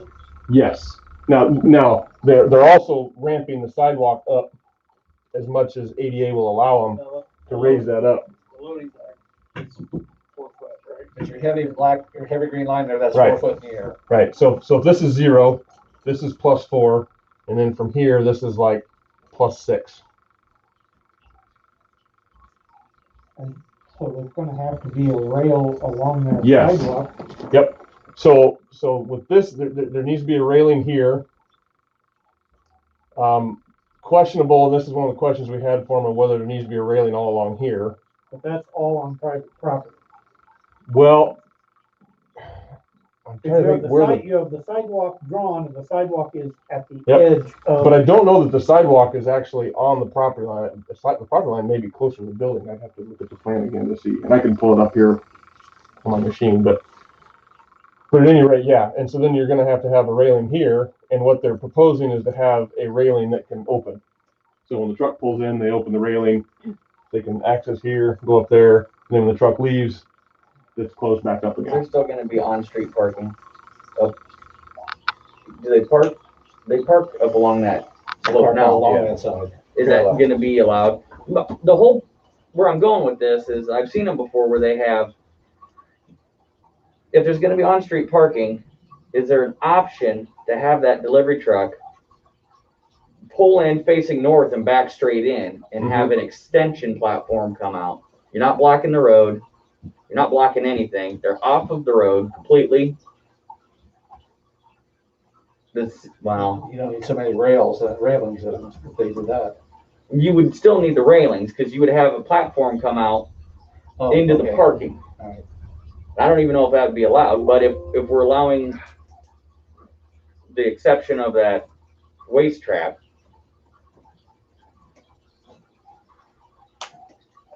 you put a semi across there and there's an emergency or something, Well, and that's why I wanted to, my first question was, how often are we getting deliveries and what kind of trucks are they coming in? I think it's twice a week for food deliveries. And then once a week. Are those 40-foot trailers or are those 53-foot? Is it a straight truck or a Straight truck. 53-foot tandem axle? Yeah. It's normally straight trucks that come in. That'd be my guess, but Right. I think regardless, if it's back straight in there, it's blocking off Both lanes. that cap, yeah. Now, remember, we did have that conversation. So where is that compared to the bus barn? That's where I was Bus barn wondering is too. down. Still below it. Yeah. Still below it. So So this is is that- all up by the parking lot. Yeah. North parking lot. Up by 4th Street, Yeah. closer Yeah. to 4th. Yep. It's closer to 4th. It sits right in here, so it's right across from the parking lot. We need a 70-inch TV there. You know? We talked about that, didn't we? Yeah. At least we'd be able to all look at the, Screen. beacon aerial Yeah. photo and. You got better sketches The than day my of the chicken. whiteboard's gonna be. Now, keep in mind, we did have that discussion. I'm at Blackboard area. A couple of meetings, we had the discussion about the possibility of abandoning that from 4th to 3rd, right? It was brought up. There was some discussion about Yeah. abandoning it, That's yeah. what we talked about. Yeah.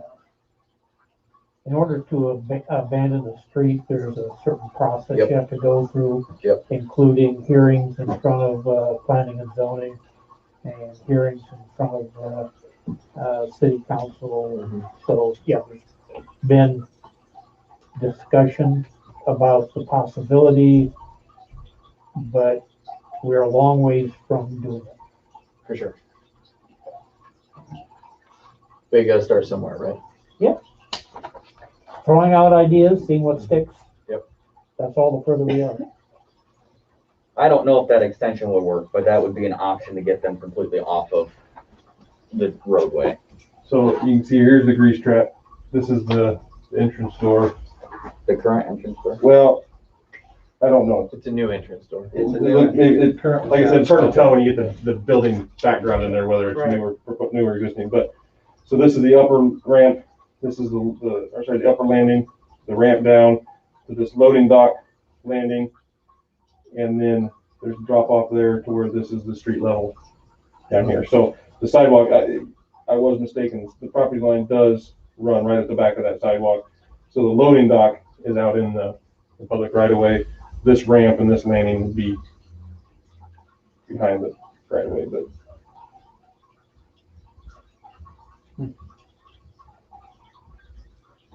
I think if you'll permit me here, he had sent us a kind of an early look at that.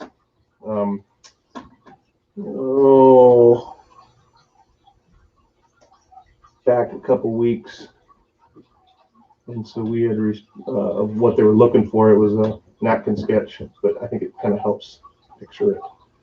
Hopefully they draw better This than I is do. still north of 4th Street, so abandoning or closing. I thought it was. No, it'd be south of Fourth, south South of of 4th Street. It is south Yeah, of just 4th. south of Fourth Street. Closing 4th would certainly eliminate all of our concerns. What happens when we need a water line replaced? We'd have to abandon it subject to existing easements. They wouldn't be able to build on it, we'd still be able to build in there. Replace And I think they'd only use that. It would just be sewer and parking. water. So here's the napkin sketch that they sent the other day. It does help explain it a little bit more. Which way is north? So north is going that way. Okay. So here's the loading dock for for here, the railing, platform, the ramp going up to the upper level dock that goes in the door. Okay. It's gonna be a lot of maneuvering with a hand truck. Oh, yeah. So it's not gonna be fun, but, And green's the sidewalk. and green is the public sidewalk, yes. And Which yellow. is also elevated in order to, Right. So the sidewalk would be up off of so there'd be a grass space between the street and there. One of the initial comments we had was that if that grass space, we couldn't have it any steeper than a 3-to-1 slope, which is what is considered the steepest for mobile and also for safe traversing. So And they said that they can make it with, So why is there a Less. grass strip between the sidewalk and the street? Cause it's a hill. because it's a hill. So, because they're having to bring the sidewalk up to, because, see, this dock is at street level. So they have to raise this up, so the sidewalks are coming up a little bit to meet it. And the sidewalk right there isn't even at street level at that point. No, there's a retaining wall between the sidewalk and the street. Oh, it's up there, it's up already. Yeah. Probably why they were looking at, hey, look, this is already up, we could kind of shove a loading dock in Probably the here. elevation or close Yeah. to it. Thank you for explaining that. Yeah, well, hopefully it helps. So again, there's some additional information we've asked for on that. You guys would all be aware of that. It's atypical, so, but I understand the problem solving they're having to go through to try and get it to work. So I just want to make sure The that current doors on the east side are the ones that go up to the lobby, that main entrance. And the next door north of there goes into the janitor's room.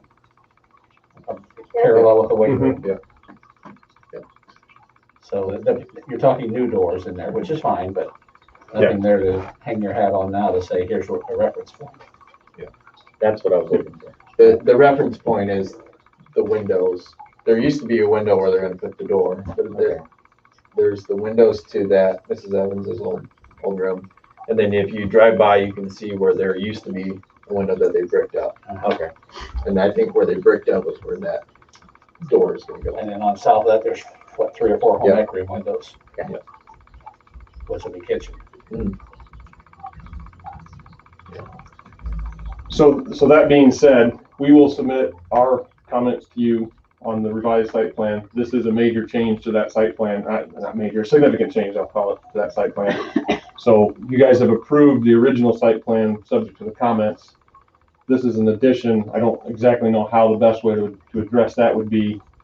I don't think it would be, in my opinion, covered under the site plan approval last week or last month.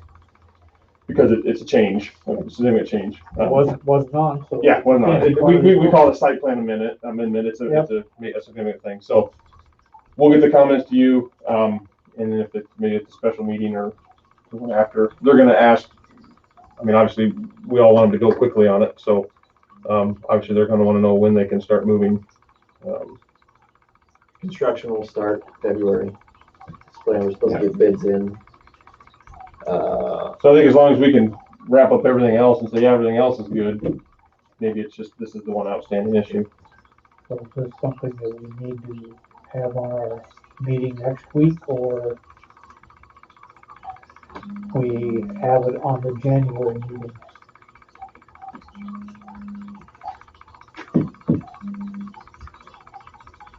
Oh, yeah.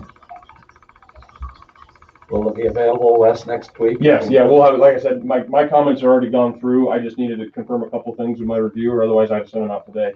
So they'll go On out the agenda tomorrow. You don't have to decide, but Yeah, you can certainly put it on the agenda, and that way it gives them an opportunity to, I have a feeling that is only gonna extend out to the parking. I don't think it's gonna extend out to the street, right? the dock. Yeah. No, well, there's kind of a drive entrance that goes back to the dock. Okay. So the dock won't be up against the street, and for Google Streets, since I did, so you can see there is a pretty good elevation difference there already. And I think that door is gonna be somewhere back here.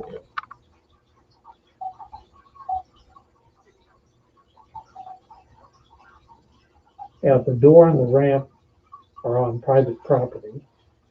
The dock extends beyond the sidewalk, and so it's going to be into public property. Yeah. And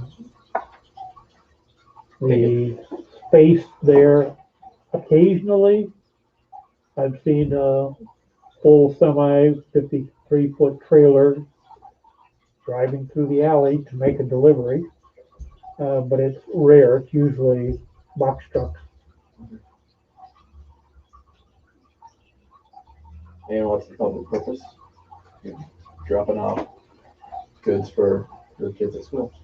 Yeah, it's a little bit of a gray area between if it was a commercial business versus a school, because the school is a parent government, but yeah. Yeah, I think we accommodate as much as possible. We just need to Document it. document it and have,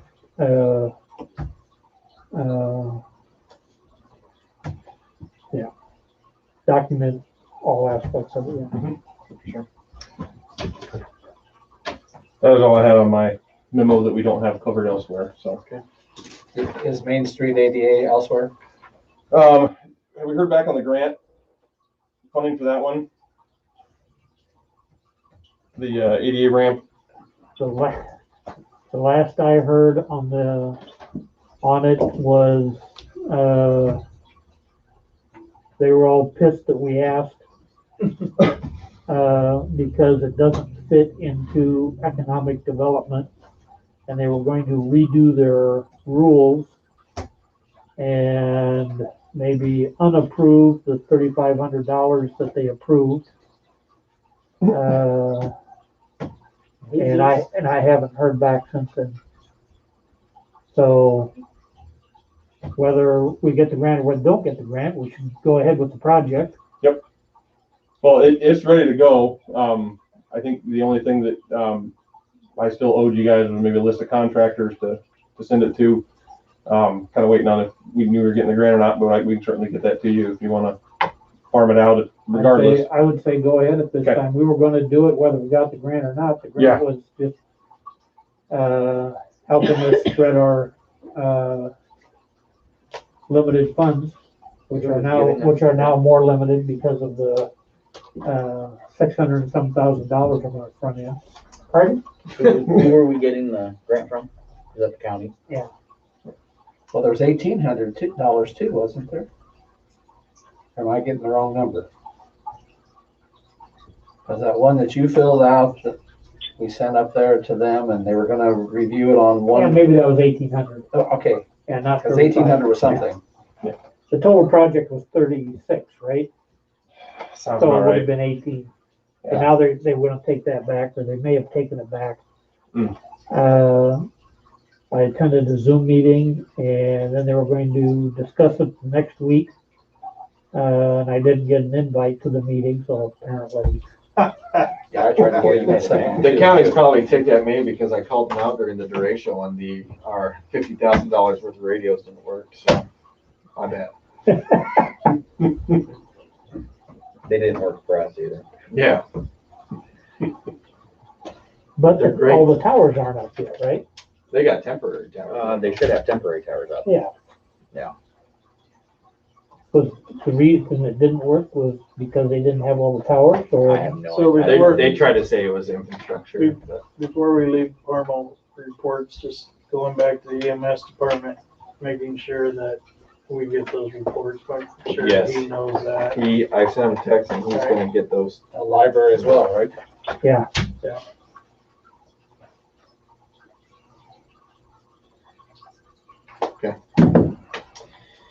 All right, moving on. Item 6A, a public hearing, the second reading ordinance amending the Code of Ordinances of the City of Maxwell, Iowa by amending Chapter 160 floodplain regulations. Move we open the public hearing. Moved by Steve to open the public hearing. Second. Second by Alex. Discussion. Probably should have closed public hearing. Do I have to do roll call for that? Yes. Yeah, okay. Then Steve. Yes. Alex. Yes. Megan. Yes. Doug. Yep. Ken. Yep. Is there anybody on public? Hearing none. Move we close the public hearing. Moved by Steve. Second. Second by Doug. Alex. Yes. Megan. Yes. Doug. Yep. Ken. Yes. Steve. Yes. I'm going to move approval of the second reading.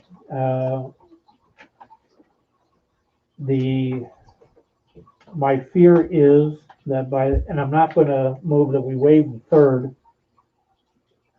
because in looking at this amendment, there is virtually nothing in it that is correct. The references are made to 160.02 definitions. It's 160.01 is definitions. almost every definition that they want us to adopt is already in the code. You go to section 2, the same problem. They're referring to definitions in the wrong section. Section 3 is exactly the same thing. Section 4 refers to 160.03, deleting in its entirety, which may be okay if they really mean section 160.03, and the reason I don't think they do is section 5 refers to 160.08, and that's really 160.05. As in section 6 is the same way, and section 7 actually is referring to 160.08, but we don't have, a 160.08 doesn't have anything 1 through 13, so putting in a 14 doesn't make sense. Section 8 refers to 160.08, doing something with sections 7, 8, and 9. We don't have anything there. Section 9 refers to 160.22, well, ours ends at 160.08, and so I don't know what's happening through 9 through 21. And section 10, 11, and 12 are same problem. They refer to chapters that we don't have, and so I think the whole thing is wrong. I don't understand why we have it in front of us, where it came from, and by the time we get another month, maybe we can get some of those answers. If this came from DNR, then what are they trying to do? Because it doesn't make it, doesn't have anything to do with our chapter. I'm trying to get more money from those small towns. Apparently. Perhaps they sent this out assuming that everybody has the same code, or perhaps they sent it out and it's supposed to be Cambridge rather than Maxwell. Maybe their code has this, but if this came from DNR, then in addition to the misspellings, Yep. if you look at a pertinent structure, the end of the line says incidental to the use of the principal structure. Well, principal with a PLE rather than PAL. A principal structure. Principal is your pal. Yeah. So This is this thing is just loaded. means of repairs are necessary under routine maintenance was what it yeah. goes to. Saw that. So I'm willing to move the second reading with the understanding that when we get to the third reading, if this can't be corrected, that I would recommend it not be approved. It gives us a chance to get corrections in front of the council at the third reading and make the changes, and then maybe have another reading after that, after make the changes.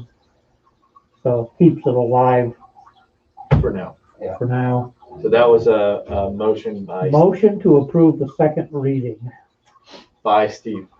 by Steve. Second. Second by Megan. It is a word. Discussion? Megan. Yes. Doug? Yes. Ken? Yes. Steve? Yes. Alex? Yes. All right, now we're talking about item 7C, resolution 2020-28, resolution fixing date for meeting on the authorization of loan disbursement agreement and the issuance of not to exceed 1.5 million, what that should be, 1,500, general obligation capital loan notes of the city of Maxwell, Iowa, and providing the publication of notice thereof.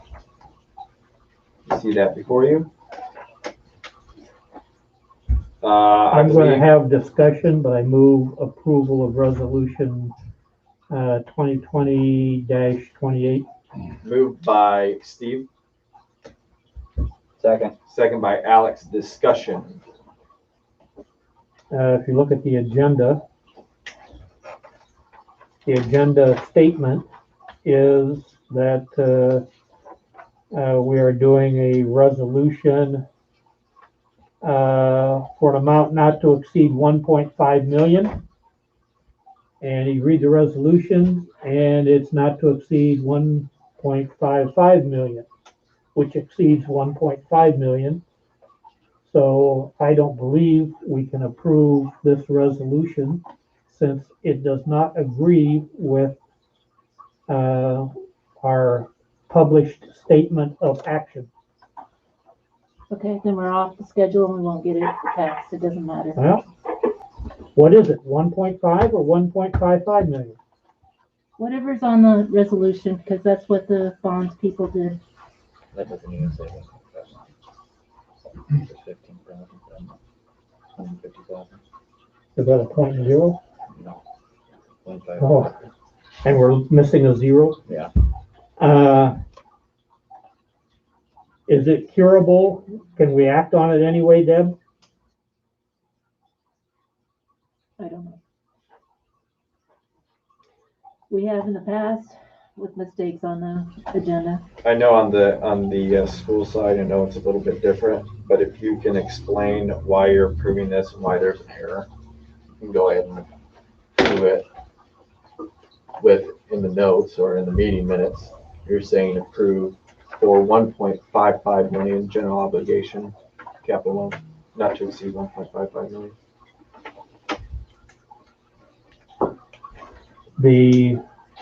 So the correct number is 1.55 million. Yep. Is the resolution number also accurate? Yes. 2028? Okay. Because the agenda, I'm on the wrong place. No, let's see. It's called C. 26, it says C. 28. Mine says 28. Mine says 28. Okay, mine doesn't. Under C? I got the original, you must have fixed it. Okay, Or you got one that was, got it, 28, thank you. So In the motion, whoever makes the motion, make sure you make the motion not to exceed $1.55 million. well, approving the resolution is printed at $1,550,000. Yep. So if I just move the resolution, There you go. it will have the right number in it. I just Yep. want to make sure that that's the right number. Yep. What are the dates that are getting inserted? December 14th, which should already be in there, right? Yes. 14th dates, December, that should be 6:30 o'clock, PM. Correct? Because that's when our Next Monday? next meeting is. Okay, so that would fill in that blank. Are there any other blanks? The thing that's published would need to be filled in completely to align with the resolution. Yep. And you'll take care of that, right, Deb? yes.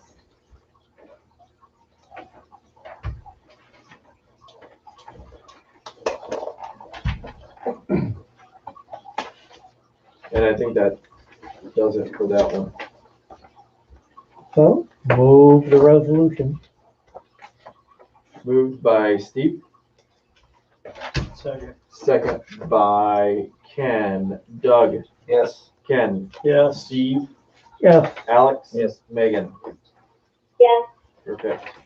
Moving on, item 7D, resolution 2020-29, resolution fixing date for a meeting on the proposition to authorize a loan and disbursement agreement and the issuance of not to exceed $2.747 million, providing for publication of notice thereof.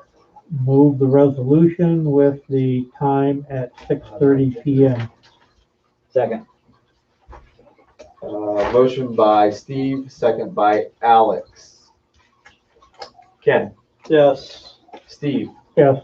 Alex? Yes. Megan? Yes. Doug? Yes. Motion passes. Okay. Next up, we have, Deb, do you have a spare agenda?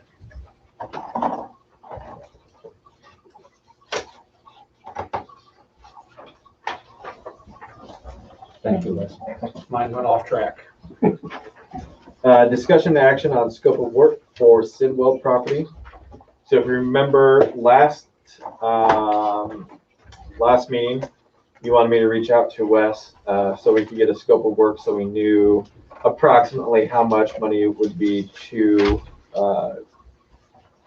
develop the Sidwell property, if that is the route we wanted to go. Wes had a few questions for us. I couldn't answer them personally. I'd rather have it bring up to you guys, and so that's why this is on the agenda. Find it here. What are all the drawings and lot square footages? That was my doodling, just to have something to doodle. Okay, so that's not Something to part do, of huh? the scope of work. No, that was just my roughshod. After we met, if you look at the one that doesn't say much of anything on it, other than the bottom, it says N equal 31. When we met jointly with planning and zoning that night, one of the concerns was that first lot, the front lot was so low.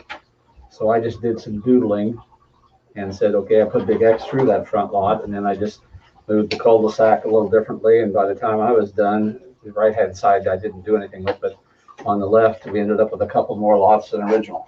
That was just something to look at. It has no bearing. The areas that I've played with on some of those, that was an estimate as well, just to kind of get an idea of what size those lots would be. It's easy to calculate if it's rectangular, but if it's not rectangular, then it becomes a guessing game on calculations. So there's no definite numbers there other than just a kind of a route to look at and a discussion point on that. So Do we have a scope of work? He sent out an exhibit and had some questions of how we wanted to proceed.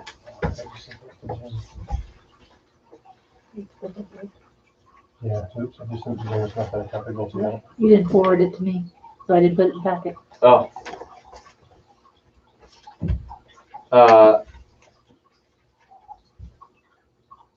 Wes, Yes, you want to take the floor? yes, I was, see if I can get it forwarded to Deb here real quick. I don't know if you have time to return it or not, but. That's not working. Should we? So really what you 85. should have had, and what we'd given to, sent to Jameson, was in essence, a lot along the lines, what we did as an exercise up for the, Travis property up, north of the cemetery. Yeah. So, what we would propose doing is basically a real similar thing, with the exception of this adds in a little bit of, effort to put some cost to it of what it would take to streets, utilities, that kind of thing. So the concept development plan is about $1,000. The cost payment is about $800, or about $1,800 total to do that same kind of exercise. We would recommend doing a kind of a work session with the city to kind of work through some of the ideas you had, and just make sure everybody's on the same page for a lot of the decision items, like what kind of size lots are we looking to go for, what kind of streets are we wanting to put in, the Taj Mahal concrete, or we want to asphalt or seal coat, those kind of decisions, storm sewer system or open ditches, rural section versus urban section, those kind of decisions, we would suggest having a work session to hash through those. And then I believe when we did the exercise with Travis, I believe Monty from our office was also involved in that one. That's who I've got working on this one here too. So same kind of stuff. We'll probably spend more than that, but it gets us, the basic bones. So that's what that would kind of take, and it would result in that cost and that concept layout that shows either for the city to do or the city to take the developer, how you may go about it. So I'll get that official one sent to Deb, copy her. So yeah, sorry about that. No, I should usually I copy Deb on everything because then she's got it, and I miss getting Deb copied on that. I apologize. The city council at some point will receive a recommendation from planning and zoning after they hold public hearing to approve a final plat and lot layout. So if we're going to look at this and do like we did for Travis's, we need to, I think, involve planning and zoning and look at it as just a potential development tool, which we will hand over to the developer or to Sidwell so that he can find a developer, and have it as an exercise for planning and zoning and the council to understand what it takes to do development. If we are actually trying to work on a final plat through this, it would violate our ordinance requirements for a certain path to be taken. So, as long as we're looking at it as an educational exercise that may have a valuable product at the end, that's great.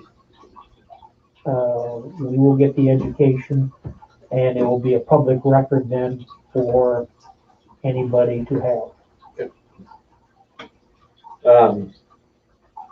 Going too soon, we probably don't want another meeting in December, especially because we're after December 14th, you're running into Christmas. Oh, by the time you get P and Z together and do a joint meeting with P and Z, and they have their work that they're putting together with cost estimates, I don't think it'd be in December anyway, would it? Perfect. We're available whenever you guys need us, but there's a lot to get rolling. So by the time we met, I mean, Monty's real fast. He'll get things turned around quick. But Christmas season is always hard too. Yeah, what's going on with that? Should be getting those soon. COVID delayed them. Yeah. We blame it all on COVID. Are you saying January? Or even after January? We're going to be working hard on budgets in January. And so I think that by the time we have a chance to even think about this, it's going to be February. Okay. January and February are usually extra meetings to get through the budget because they have to be filed in the middle of March. And so we have to have all of our work done by the end of February. And yeah, so this may not be until March at this point, but if it was ready in February, and if we had time in February, we could look at it. I think it's we're trying to carve out some time though. Yep. The other thing would be is if you didn't want to do it on an evening work session meeting and you just had a committee that wanted to do it, I don't know what the rules allow there for doing like a daytime committee meeting with certain members or whatever to get some of the questions answered, we could do that. We're available whenever you guys need us, but if Well, out there. To get questions answered, Need We should probably see if we can have a short meeting with P and Z yet this month. And then you'd have time to put everything together and maybe by February, have work sessions. Yeah. The other thing that we could do is put together maybe some of the big questions ahead of time. Here's what we need to decide. What kind of street section do you want? What kind of street surfacing do you want? What kind of storm system do you want? What kind of, not want, or maybe better phrase it, do you want us to look at? That kind of thing. And it might help you guys have that bullet point. Okay, discuss this that way. Nothing's left out in the open. I like that idea better. And then we can talk about those questions as a council. Yeah, that could be. And planning and zoning can talk about those questions that whenever they feel like meeting. I'm gonna go home with this pen. My fear is that they're gonna have one set of answers, we're gonna have another set of answers. And then we're gonna have to meet, so if we just meet together, yeah, maybe we can come up with one set of answers. And meeting together in the next, 2 weeks.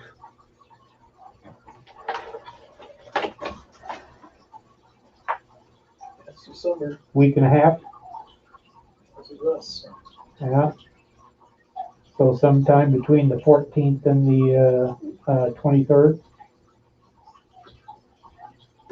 Have a joint meeting with P and Z, have all the questions there. Have Wes still get the questions to us would be good, so we know we hit all the bullet points that night. Yeah, that way you're not spinning your wheels and Trying to you generate get the 9 out of questions. 10, but then we got that 10th one hanging out there that we haven't discussed yet. So I'll make a note here to have money, and I go through and get that for you. How much business are we going to have on the, when we get together on the 14th? The meeting on the 14th is to do these public hearings on debt, right? That's what I'm most concerned with. Yeah. You guys, I'm sure, have other agenda things too, but that's the big kicker for me. Take, That's is that just a hearing? Hearing, closing. Hearing, closing. Then approval. and if nobody shows up, then we're done in a half an hour. Open, right? shut. Yeah. And if somebody shows up, could go a little bit longer, so maybe we're on the 14th, we can set the other one, P and Z meeting, joint P and Z meeting at 7:30. Sounds good. But you've got the garbage Yeah, we gotta do contract. garbage contract. Garbage is in And- there, but Didn't you that say won't something take about too the high school improvements? For the 14th? We talked about it. So, still an hour. 7:30? Yeah. For P and Z, and that gives us an hour to get through the 2 hearings, the garbage contract and the, site plan. I'll go through it quick. You gotta keep us on track, Jamie. Oh, I will. Just rolling. So you want me to try Okay. to set up a P Sooner and than Z later. at 7:30 on the 14th? Yes. We will invite them, They'll invite them. to a joint work session. And, the 7:30 meeting should be, listed as a joint work session. To And, discuss an educational development. Workshop.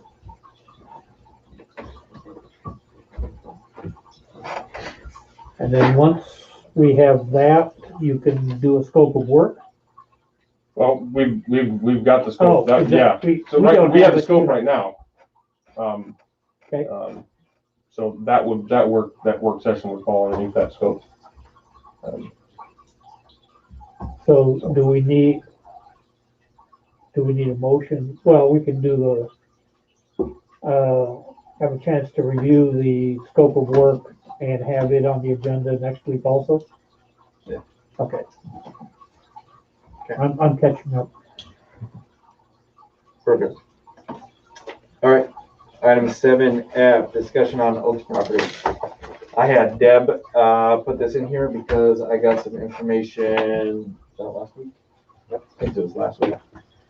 Scott Oaks talked to the real estate agent and discussed the possibility of the city buying the lower 12 for $150,000. And then 2.5 years after that, paying $190,000 to start the 40 acres. And then at year 3, paying another $190,000. It's cheaper than what he's got it out there right now. And if you, This is Oaks. yes, Right, Scott not Oaks, no Oaks, yep. Water tower north. So he wants us to buy the 12 acres. Yep. Start developing that, and then in 2 years, pay 190, and then another 190 2 years after that. Yep. His thought process, and the real estate agent was telling me, his thought process was the reason why he waited 2.5 years was to hopefully get revenue on that 12 to start the 40. And then once you get revenue from the first half of that 40, maybe we can be able to afford the other 190. So what's that total come out to be? 380 and 150. 530. 530. Say if he wants to do that, we offer him the same amount that Sidwell's willing to sell his, which is $480, $7,900 an acre. It's still more than what he paid. He paid 343, 780. Yeah. Well, you guys are talking about big numbers. Where are you gonna get it? Where are you gonna get it? Yep. Whether it's Sidwell or whether it's Oaks. Yeah. She did send me an email today. There was someone that was interested in the 12 acres who currently has a gym that they would like to move to Maxwell and open up. They own an aviation chemical spraying application business. And so they would want to open that up here as well, employ 10 seasonal people. And they would need a helipad in order to fly that in.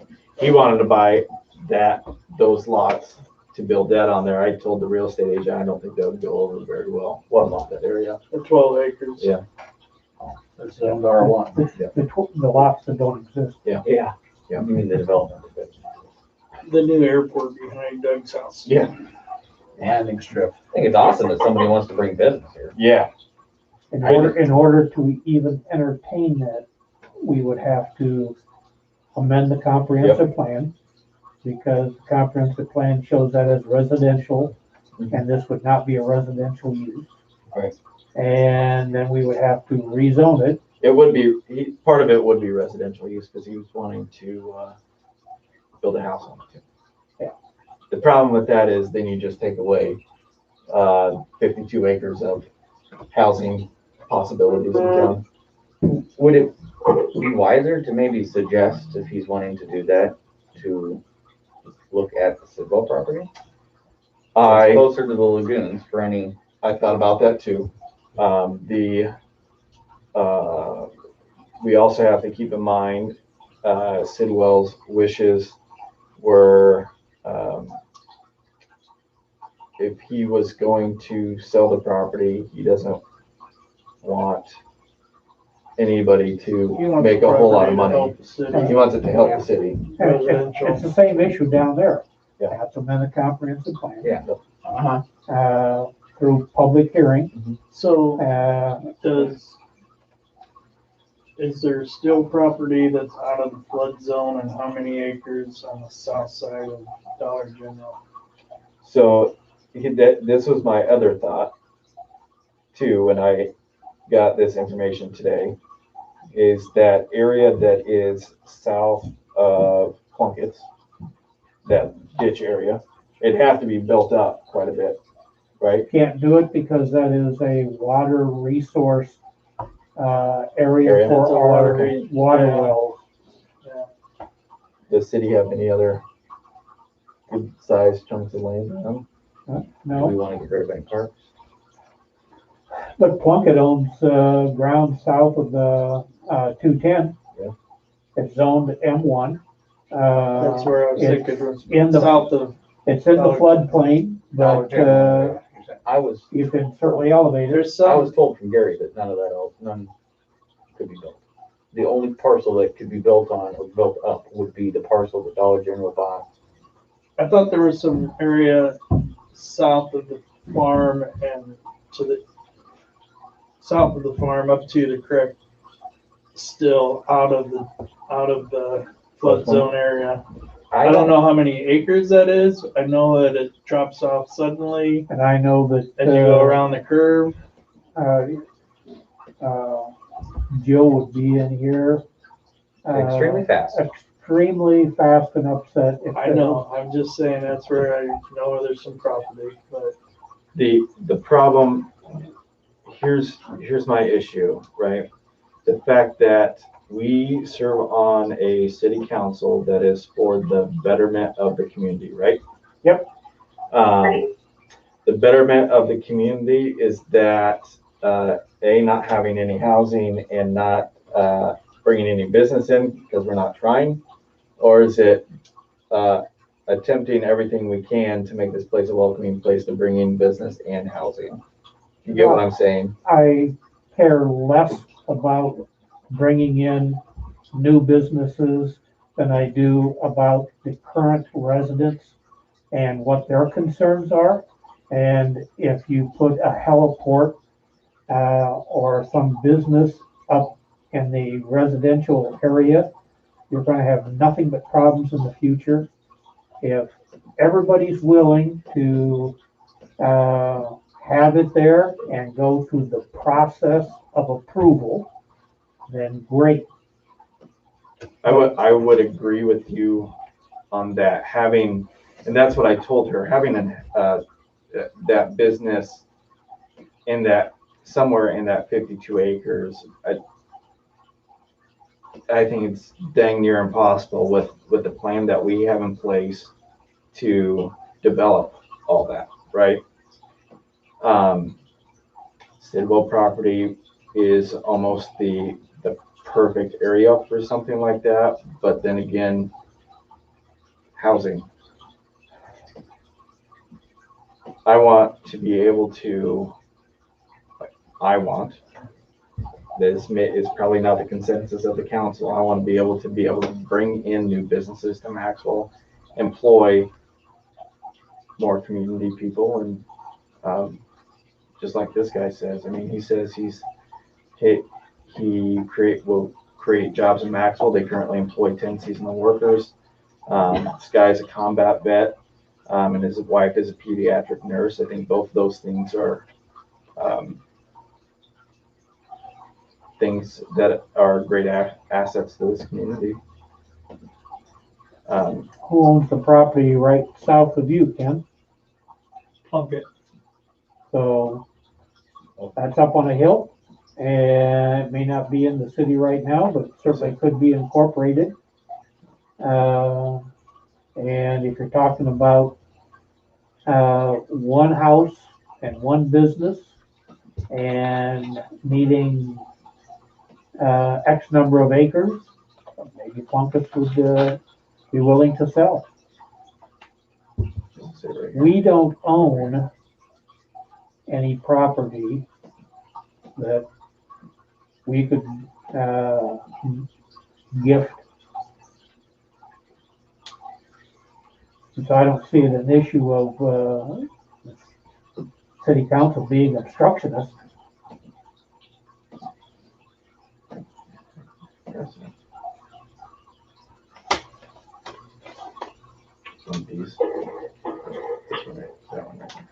I would look at it Plunkett's Field or even 660th to 305th. I mean, that field there by just north of Oaks, Travis's area, up in there. Helen Jacobson? Yeah, I think one of the Jacobsons on it. I don't know which one, but. So Birchmire has some property up there. Birchmire has some property. I know Dio's have some property, but I think there might be a better chance going I thought the same thing too, Alex, because there is this parcel here that's a smaller parcel. Who's it by? Helen. Okay. I think, what is that, Birchmeyer Farms? No, that's- Yeah. Yeah. Yep. Birchmeyer's originally the gravel there. Yep. Yeah, Mike, I don't know her name. But Mike, that's where Mike lives. Rhonda. Yeah. Okay. All right. Well, anyway, sorry, got off topic there.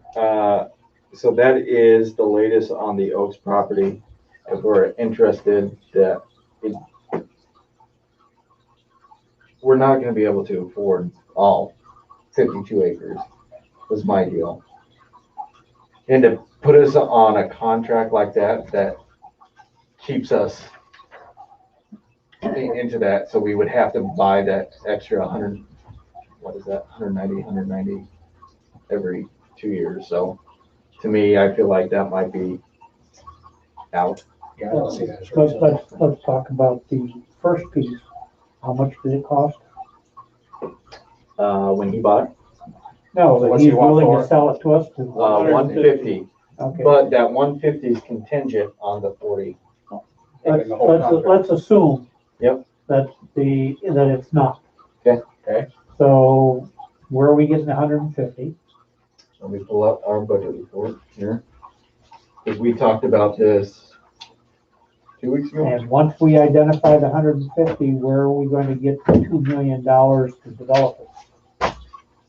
Because that was the cost for water, sewer, streets, and everything else.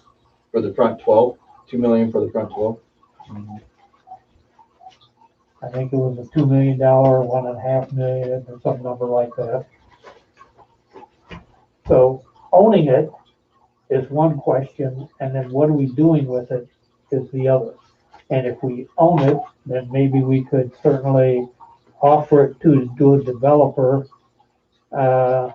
for nothing, but if they still have to come up with $3 million to do the improvements, or $2 million, or $1.5 million, whatever. And that is a thing that we have to decide as a council. And I think that we certainly have a housing crisis here, right? I mean, there's no. That sounds out. Yeah, there's no place. My wife sees people weekly asking about housing or. And I don't think this is a thing that we say, oh, can't do it, we need to move on. Because this is it's not a want for the city, it's a need. Especially with $3.5 million that we have to come up with for the sewer treatment plant, the $7.8 million that we have to come up with for the school. And those obviously were needs.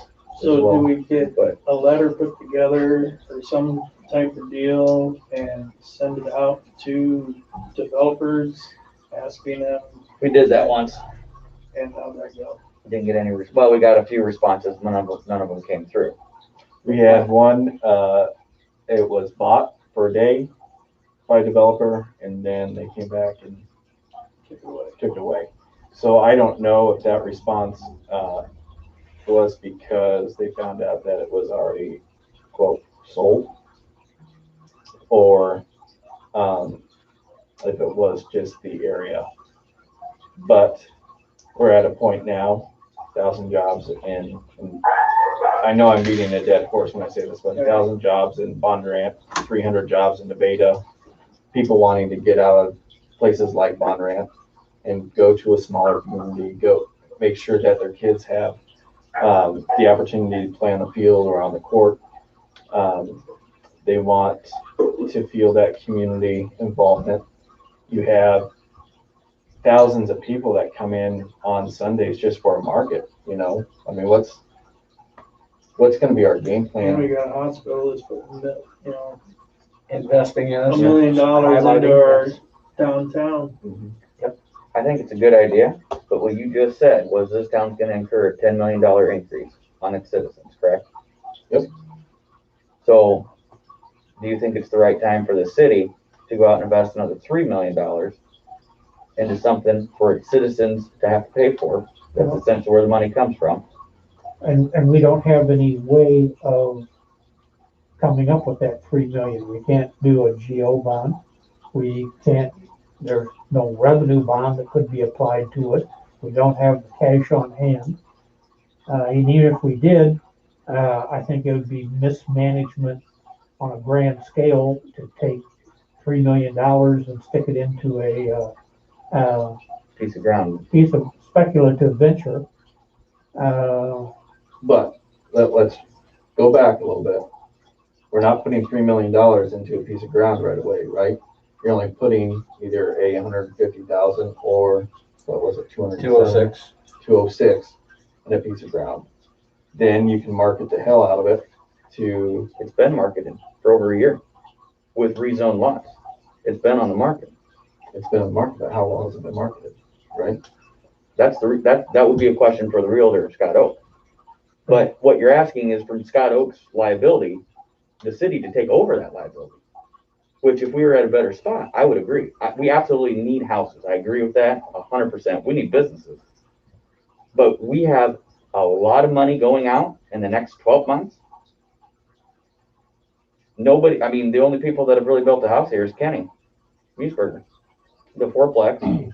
He's trying to build another one. How much interest have we seen from outlying developers, big developers? We went through a lot for Scott Oaks. We did a lot of meetings. We redid stuff because it would make it more sellable, all of that. And here we sit with 12 acres, 12 acres rezoned, empty. There was another 40 acres that he was wanted to build bigger lots on, empty. Empty promises on his part, right? Not the realtor. I want to make sure. Yes, I agree with that. I agree with that. The point is Scott's giving us this opportunity because I don't know his reasoning, but maybe instead of giving the city of Maxwell, who's kind of at its max, this opportunity, contact some developers and give them the same opportunity who have the means to do this. My fear is the guy's a land investor. Yep. And so he'll just sit back and won't do. Right. That's what he's done this whole time. Yeah. Yeah, that's what's happened for 5 years now. Well, if that's the case, if he's gonna hold it, then let's get through the next 2 years financially and we can reevaluate it. But I personally don't feel comfortable if we spend 150,000 and then we gotta spend another 190 and another 190. We just became land investors. Yeah. That's great. How much per acre? Because if we can't afford to develop it, then it's tillable ground. You're gonna get $200 an acre. If we owned the south part of Scott's development, the city owned it, and you had this wonderful person come in and say, gee, let me build one house and turn it into a heliport landing and run my business out of it. And they're willing to buy it from us for $200,000, so we made a profit. Would we be willing to do it? I'm sure you'd love to have a heliport behind your house and a business, and all those other residences, and it would be difficult for the city to make that decision. And not only would it be difficult for the city to make it, there might be conflicts of interest for the city because we own the property. The comp plan shows it as being used as residential. We would have to change the comp plan, have to change zoning, go through 3 public hearings in order to do all this, I think it'd be brutal. And that's why I say I don't think that that's the right spot for that business. It's something on the perimeter. Yeah. For this person. I like Sidwell's property better, not that we can afford anything. I agree. I certainly That would be a good have spot for given commercial. the North chance. We'll find out when we meet in February, and to see what all the costs are. The decisions that we're being asked to be made are going to be the same kinds of things that we faced when we looked at the developing the south part of Scott Oaks property. Do you want permanent gutter and asphalt and concrete? You want curb and gutter and seal coat, or you just want an open ditch? When the water lines and the sewer lines being put in, it's all based on pretty much a linear foot cost of like $80 or $75 a linear foot for all the development costs. So yeah, you would just look at all the lots, see what the linear foot is, and multiply by 75, and you come up with an estimate. And we can afford to buy the land, but I have no idea how we would afford to develop it. And that's why you have to have a developer. And if we own the land, we might be able to convince a developer to come in and develop it. I just think, can't afford $3.5 million or however much we were just talking about. At this point, I don't think we can be conservative on this. Do you guys think so? I mean, As an elected official, it's our responsibility to be conservative when it comes to this town's money. but when you're talking about like the Oaks property, so we don't buy it, right? You said we've already done a marketing piece on that. How long ago was that? Last year. Right? And 2 maybe? There were a couple of them. Yeah. And the first one was 2 years ago, maybe 3 now, I don't know. And then there was another one this last year when they were looking at the north part of the development. The south part of the development was 2 or 3 years ago. Yeah. And we put together a marketing piece and sent them out and all that. Yeah. We had somebody come in and take pictures of the town, put in the development opportunities, the tax abatements. We had a mailing list go out for the top developers in central Iowa. I'd like to see that piece if we view it. Deb, do you still have those pamphlets? Yeah, I'll have to find it. Okay. I'd like to see that. There has been no marketing of that northern part. We've had a realtor show a drawing, and we've had people based on that drawing say they were interested and maybe put down a refundable deposit. I have no idea because I was not involved in any of those transactions, but it's illegal to sell property that is not already platted. And I know that the realtor did not sell, she just took interest. That would have broken the law. Sorry, I was getting hyper on this and just think. Well, I don't think we can sleep through this though either. No, Everybody around I us agree. is growing, the opportunity is here.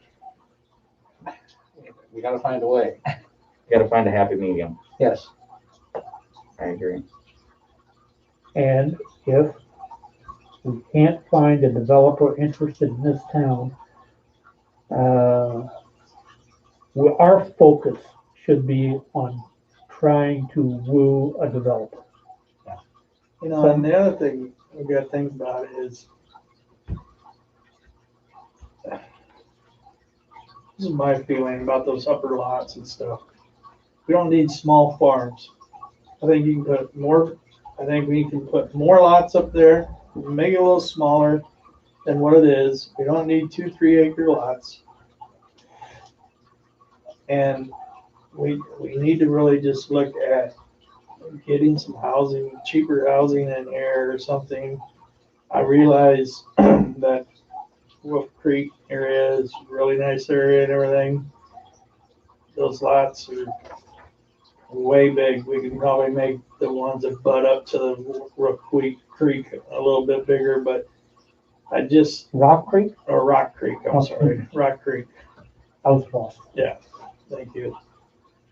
But, I mean, that's just my feeling is that that area is just, those lots are like huge. And I just don't know if anybody's gonna come and spend $350,000-$400,000 on a house to build there. The northern part of Oaks development was rezoned into, to allow for 1 acre lots. Yeah, and that's ridiculous. What, 1 acre lots? Not 1 acre lots. But I thought it was 3 acre lots. It was they zoned. Original zoning was 3 acre. Okay. We rezoned it, To 1 acre. created a brand new zoning district Okay. in order to make it more marketable. And, that new zoning district allows, approximately 1 acre lots. Okay. So I think the city council has tried to work with the landowner. The problem is the landowner is not a developer. He's an He's investor. an investor, and he didn't have any contacts with developers. So, yes, let's focus on selling the community, see if we can get a developer interested, putting the developer in contact with either Sidwell or Oaks, and see if we get something going. But to think, I don't have any idea how we as a city would be able to do it ourselves. And all I'm saying is we can't be conservative on the marketing portion of that, right? Yeah. No, we got, because I don't know if last year's marketing pamphlet considered the new school. No, this was before the new school. Okay, so It was before the we got new revamping of school, the we got- doctors. Before the School market in the project park. coming, Yeah. $1 million project coming on Main Street. And we still have interest rates that are at all-time lows, Yeah. right? And like you said, there are thousands of jobs that are coming in one way or the other, which is why they're building all these wonderful apartments down in Bondurant and Altoona and Ankeny. Some people will want something separate, More homey. more homey. Yep. And we can certainly offer that. Kimberly was the developer who was interested and then backed off because he was going to focus more down in the Elkhart and Ankeny area, which is understandable. Closer in, sure. But it's a couple of years. Let's try it again. Yeah. I agree. We can take a couple $1,000s, spend it on marketing. There's Kimberly, there's Albaugh, there's DR Horton. Yeah. I mean, I know there's a lot of people that don't like them as developers, but if they are the ones that end up buying it, I mean, you gotta be supportive of them, right? You can't. So where does Sidwell fit in with this whole scenario? Would we need to talk to him again and ask him if it's okay to do a marketing? I think he kind of gave us that okay. He already did give us the okay. gave us Well, that, he just We wants the we're not going to market any specific piece of property. piece of property. Right. We're gonna market the city. We're going to market the The city. town. And point out all the good things and that there is land available to be developed, come and talk to us type of thing. And so by February, we should have, Sidwell already said he'd be interested as long as somebody's not getting rich off of it. Well, what does that mean? A developer, anybody who goes out and builds houses is going to make some money off of building a house. Sure. So we get a developer in here who's interested in looking at it, said, well, maybe interested in selling and have it developed. Back to the property, did the elevator sell? I've heard through the grapevine, yes. You mean lot here? Land is. Wonder if they can land a helicopter there.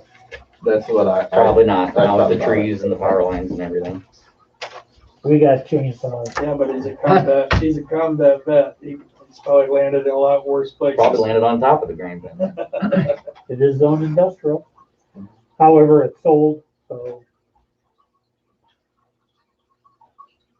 Any more discussion on that? My tangent I don't even know is what we're on. done for now. It's not gonna be the last you guys hear. Well, take a look at that marketing plan and, we can certainly have that on the next, not the meeting next week, but our next meeting and, we can hire the chamber to come in and help us, update it, and help send it out for a few $1,000s. So that would be a reasonable expenditure of money. Moving on, 7G, discussion and action on considering of change to wastewater treatment plant improvements to run water to the lagoons. We talked about this earlier. I think the consensus was why put a 2-inch line when we might be, and it's not part of the comp plan, and down the road we might make an 8-inch. Is it, are putting in the 2-inch line now, the contractor is there and can do it, but if we were to have like Todd do it, run a 2-inch line, do you think the price would still be $25,000? Where's it being hooked up to or into? Or is it like The line that goes into the pump station. So I don't know exactly where that is, but it would basically we come in and tee off of that. Right, So where that but road comes across. where's it gonna come Yeah, out there's a buildable into? down there. You know what I'm saying? It's gonna be taken down to the lagoons. Uh-huh. Then after that, is it just a hydrant? Is Yep. it? It's just a couple sanitary yard hydrants. I feel like 25,000. A lot of money. 25,000. Yeah. Yep. And you just put 300 foot in? Well, I did it myself, and that was all. Exactly. Do you want to come? No, I'll give you I'm a done. I'll give you $1,000 to run by yourself. I'm done with water main for a while. I'll do it for 22. I'm not sure that he really has. And I'll dig it. 2-inch line can be filed in. Yeah, you can run a trencher. Oh. Or, I mean, we've got a backhoe. We own one. He can put those, posts in and run cable between them too. Well, that's true. But if he wants water that bad, I think it's something that could be done in the future. We don't need to have this contractor do it. Yeah, you might see some cost because he's already there and he can use it for his work, but I don't know how much. I mean, to me, the price doesn't seem like we're getting a great deal on it. I think he's looking at it as just his normal prices. So 1,500 foot a line and 2 hydrants. I think that's what I was trying to pull it up here real quick to get the real details on it. But They just get, what is this? Yeah. A good price? Is this a bad price? It's a reasonable price. I had our engineer that Chris is doing all the other wastewater treatment plant look at it. He said it's reasonable. It's not a great deal, but it's reasonable. I hate to put a 2-inch line in and then abandon it in X years. Yeah. If we knew that Sidwell property was going to develop, then there'd be absolutely no question. Yeah. We could put in the larger line now. But it may be like Sidwell and take 3 to 5 years, in which case, You'd still be money ahead though, you know, if it develops in 5 years even. I just don't see the value. You can haul a lot of light bulbs around for $25,000 and clean them up elsewhere. How expensive are light bulbs? well, these are These light bulbs are very expensive. That's what I was gonna say. But UV to kill all the bacteria and stuff. Yeah, I know. They're very expensive. What I was just getting to say is if we break one or two or whatever. well, they come in, the way I understand it, there's several different varieties of, they come in cartridges that hold them secure. So it's not like you're carrying a T8 bulb just loose in the back of your pickup truck. Right. Yeah.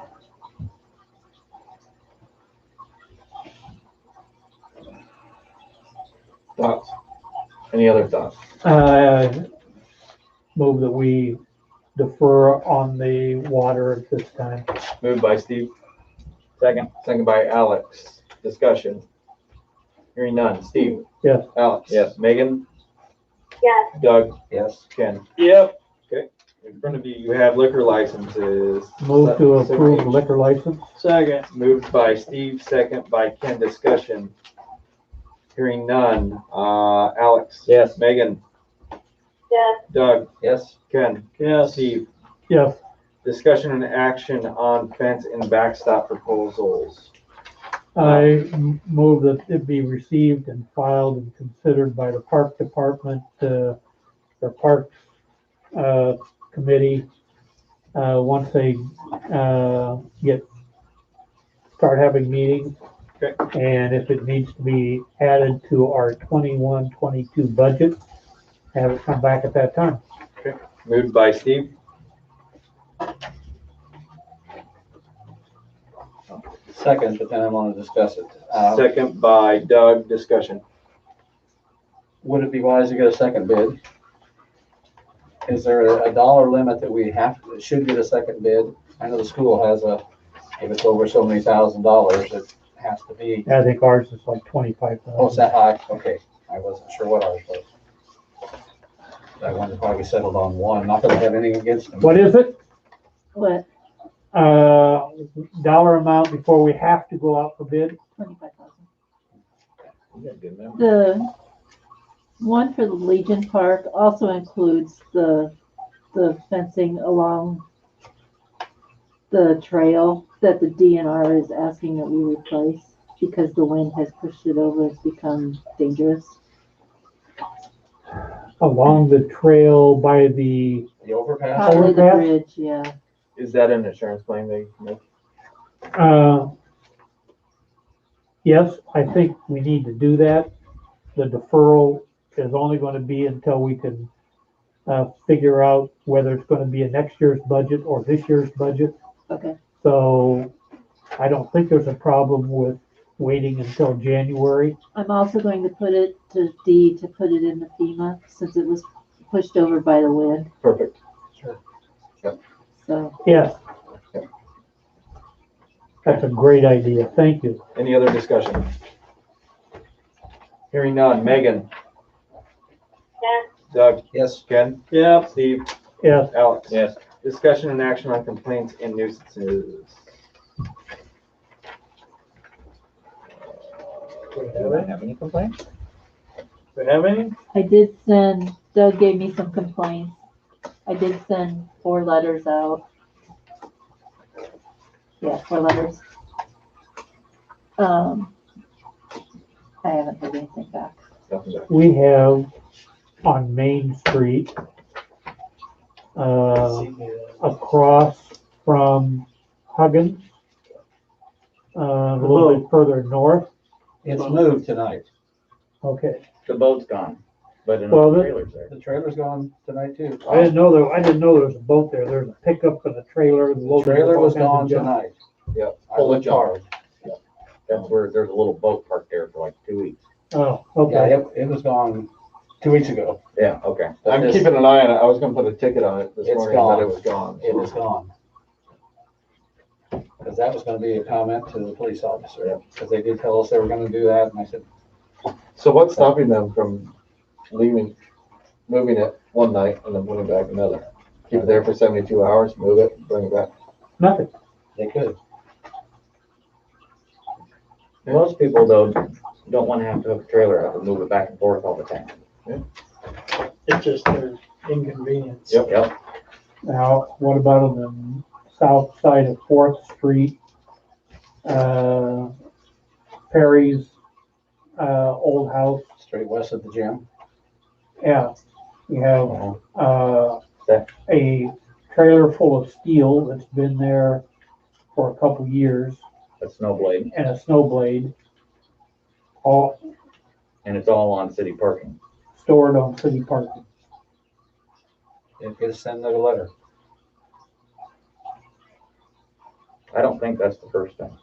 I think I brought that up last Yes. spring sometime. Yes. Yeah, that was part of my pictures. Yeah, and then Right. Ewing's, across the street from the gym, I saw that they had a boat in the parking and they moved that. And they've got, I think, 2 cars on each. I don't know if they run or not. I don't drive that road a whole I lot. had to move one, what was that, the Jeep that was sitting there? There used to be a motorcycle trailer parked on 4th Street on the south side facing west. I don't know if it's still there or not, but like I said, Sure. I don't drive it a whole lot. So.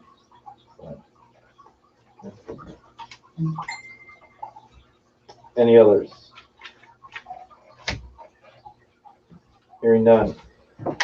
Item 8, council mayor report. Steve, None. Alex.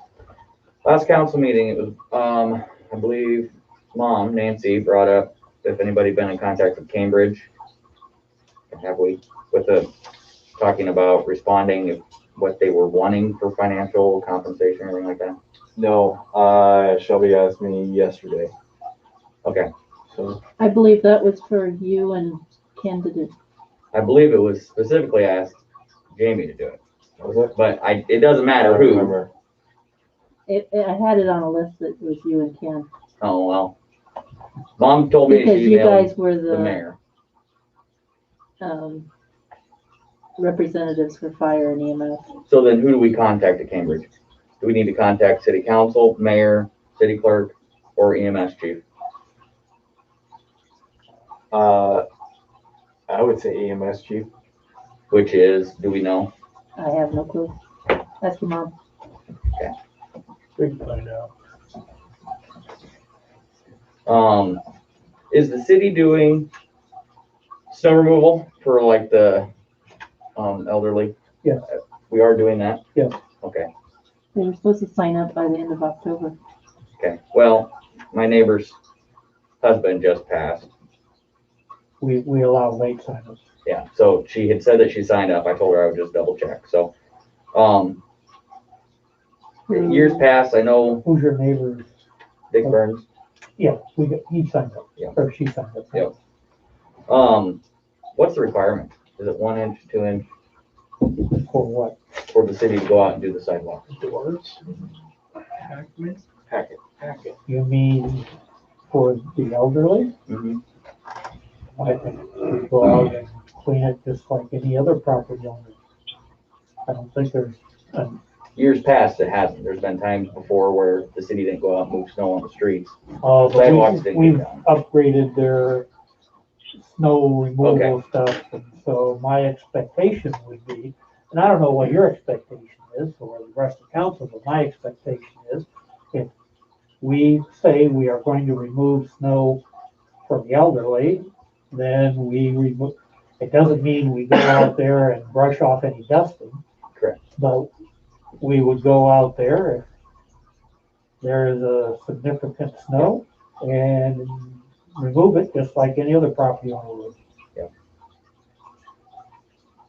Okay. So, Megan, I don't have anything. Doug, We had more interest in the park and open spaces openings, position than what we had openings. Did we decide, I'm forgetting what we decided. we need To to expand that. We have to redo the ordinance. So that is, what do we say, 3 readings, but you can waive the 3rd. We have to write Are the we gonna do ordinance that? language that we want. Yep. And publish in the paper, between 4 and 20 days before the meeting, I think. And then, we can do it all in one reading, or we can have up to 3 readings. And I think we decided 7 was the lucky number on that. So Up to 7, up to 7. Okay. Yep. no less than 3 and up to 7. Can we get language and if 4 to 7 days, well, it wouldn't be for next Monday, I don't. No, that'll be something after. Something for January then? Okay. Okay, that was the only thing I had. I have nothing. I had a resolution that I drafted after our joint meeting, and shared with everybody. It wasn't on the agenda tonight, so we're dropping it. Okay, I shook my head acknowledging that you did that. Can we talk about it? Is it really on the agenda? well, we're just council concerns right now. Yeah. So, yeah, we can talk about council concerns, we just can't act on it. For what one? The question is whether or not in the MC district, which is most of the older part of town, Okay. whether or not you could develop on residentially on vacant platted lots. Okay. This is about the penny. What brought that up? Yeah. Well, for anybody. For anybody, but yes, him wanting to build That's is where right. we originally brought this up. He came in and asked about it, I didn't remember that. yes. Remember, we told him, he asked if we could build, we told him no. I don't remember if Kenny. Short discussion. I remember Yeah, it the was, discussion. no, we can't do anything. Yeah. Brought up question, no, can't do anything. And I offered as a resolution a way that the city could administer the ordinance that would allow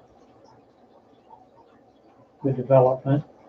There was some other emails that were sent after that, Some that feedback. said that they would like to do it a different way. And until something is done, everything stays the same. Right, but in that discussion that we had with planning and zoning, didn't we say essentially it is up to how the council interprets it, right? Right. So if somebody came in and said, right now, I'd like to build on those 50-foot lots, without this resolution, we could still say yes, because the NC overlay states that it wants we to keep the integrity of the city of Maxwell in its original Platted format. Yeah. format. The interpretation of that language had always been that it applied to lots. And a lot is not defined as a platted lot. It is defined in the ordinance as a parcel of ownership. I own 2 platted lots. So I have 100-foot wide. The zoning district requires 65-foot wide.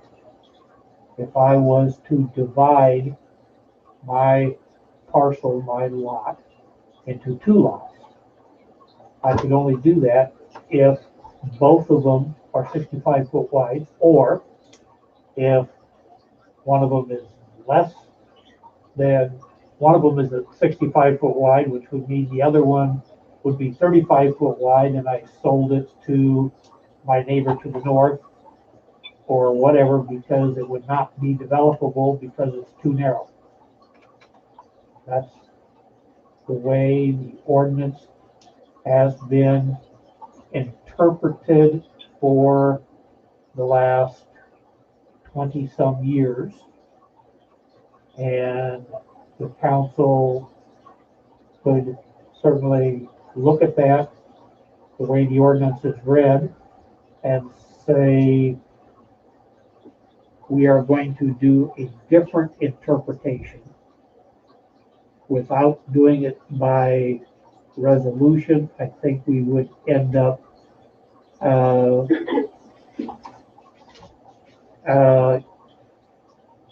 with the possibility of a challenge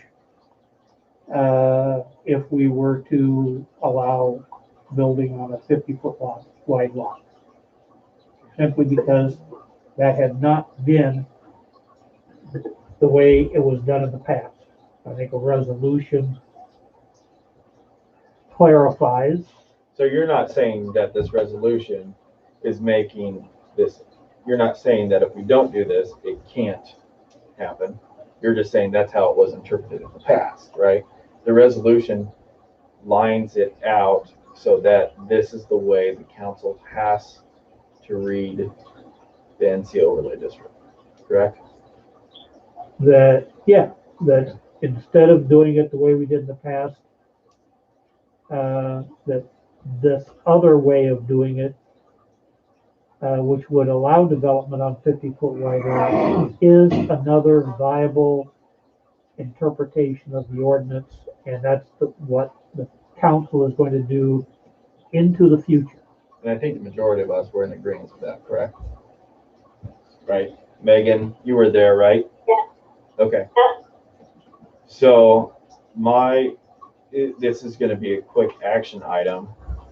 Can we add this to our meeting on Monday? Yeah. Resolution can be put on and acted on fairly quickly. Yeah. Take 2 seconds. Yep. You need me to forward that to you? Yes. I'll do that right You now. didn't get a copy of that, Deb? I don't remember seeing that one. Huh. To the city, Did it?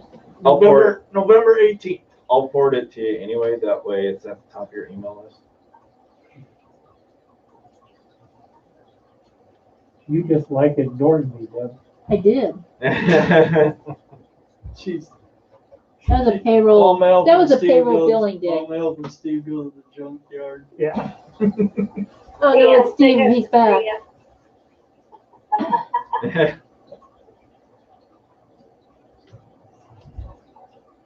Anything else for the good of the cause before we move on to approval of bills? Was everybody here for the meetings on the 2nd, 16th, and 17th? No. Now, One of the those thing is I the want to say planning. is you did a great job on the Christmas tree Thank you. or holiday tree, and it looks great. And I know a lot of people take pictures. Not only does it look great, but it was a great activity. Absolutely. I wasn't able to be there, but I certainly heard from my daughter and others that they thought it was a wonderful thing. Live Did it come over good? Facebook, yep, came over very good. They, we were a little disappointed because we wanted to market that whole time. So we wanted to the Christmas tree lighting, and after the lighting, have a market with vendors, and they had a whole lot of vendors sign up. And of course, we canceled it with everything going on. Well, we come to find out there's 10 other surrounding towns that had markets, indoors, not outdoors. Masks were required, but they didn't limit the number of people that were coming in. I think Baxter had some, Collins had one, some other towns. So Did the video get taken off of Facebook? yes, because I played Christmas music, and You played it was copywritten. copyright, Oh, okay. copyrighted music. Got it. Yeah.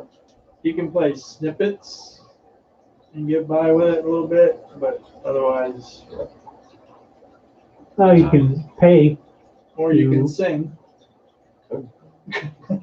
the, That'd attract a crowd or fly. If it would. Be gone. Disperse the crowd. isn't there some organization that, you can give a little money to and, then you can play copyrighted material? Not on Facebook. Ah. Facebook, even if you give the artist credit and say that you own the rights, they'll. There you go. Okay, so let's see here. We have the Everyone first. was there on the second. Okay, the second Move approval of the minutes for the second? moved by Steve, Second. second by Alex. Alex. Yes. Megan. Yes. Doug. Yes. Ken. Yeah. Steve. Yes. November 16th. Alex was gone for November 16th and 17th. I move the 16th. Moved by Doug. Second. Second by Ken. This is for both the 16th and 17th, right? Yes. We can have a Yeah, we did a Tuesday over it. Okay. So then we'll go with, so it was motion by Doug, second by Ken. Megan. Yes. Doug. Yes. Ken. Yeah. Steve. Yes, Approval of current bills as presented. so moved. Moved by Steve, Second. second by Megan. Doug. Yes. Ken. Yes. Steve. Yes, Alex. I wasn't. Bill. Oh, yes. Yes. Megan, I was reading. Okay. Make a motion to adjourn. Motion by Ken, Second. second by Alex. Doug. Yes. Ken. Yes. Steve. No. Alex. Yes. Megan. Yes. What a Richard. Good day. Thanks, Megan. And bye. Do I keep my mask? Or do you want to take it home and wash it? Do you want to end that? You want to keep it? I can. Yeah, If I can. you can have a Santa Claus Oh, mask. thank you. I'll tell Jody that it went to a good home. Yes. It fits pretty well.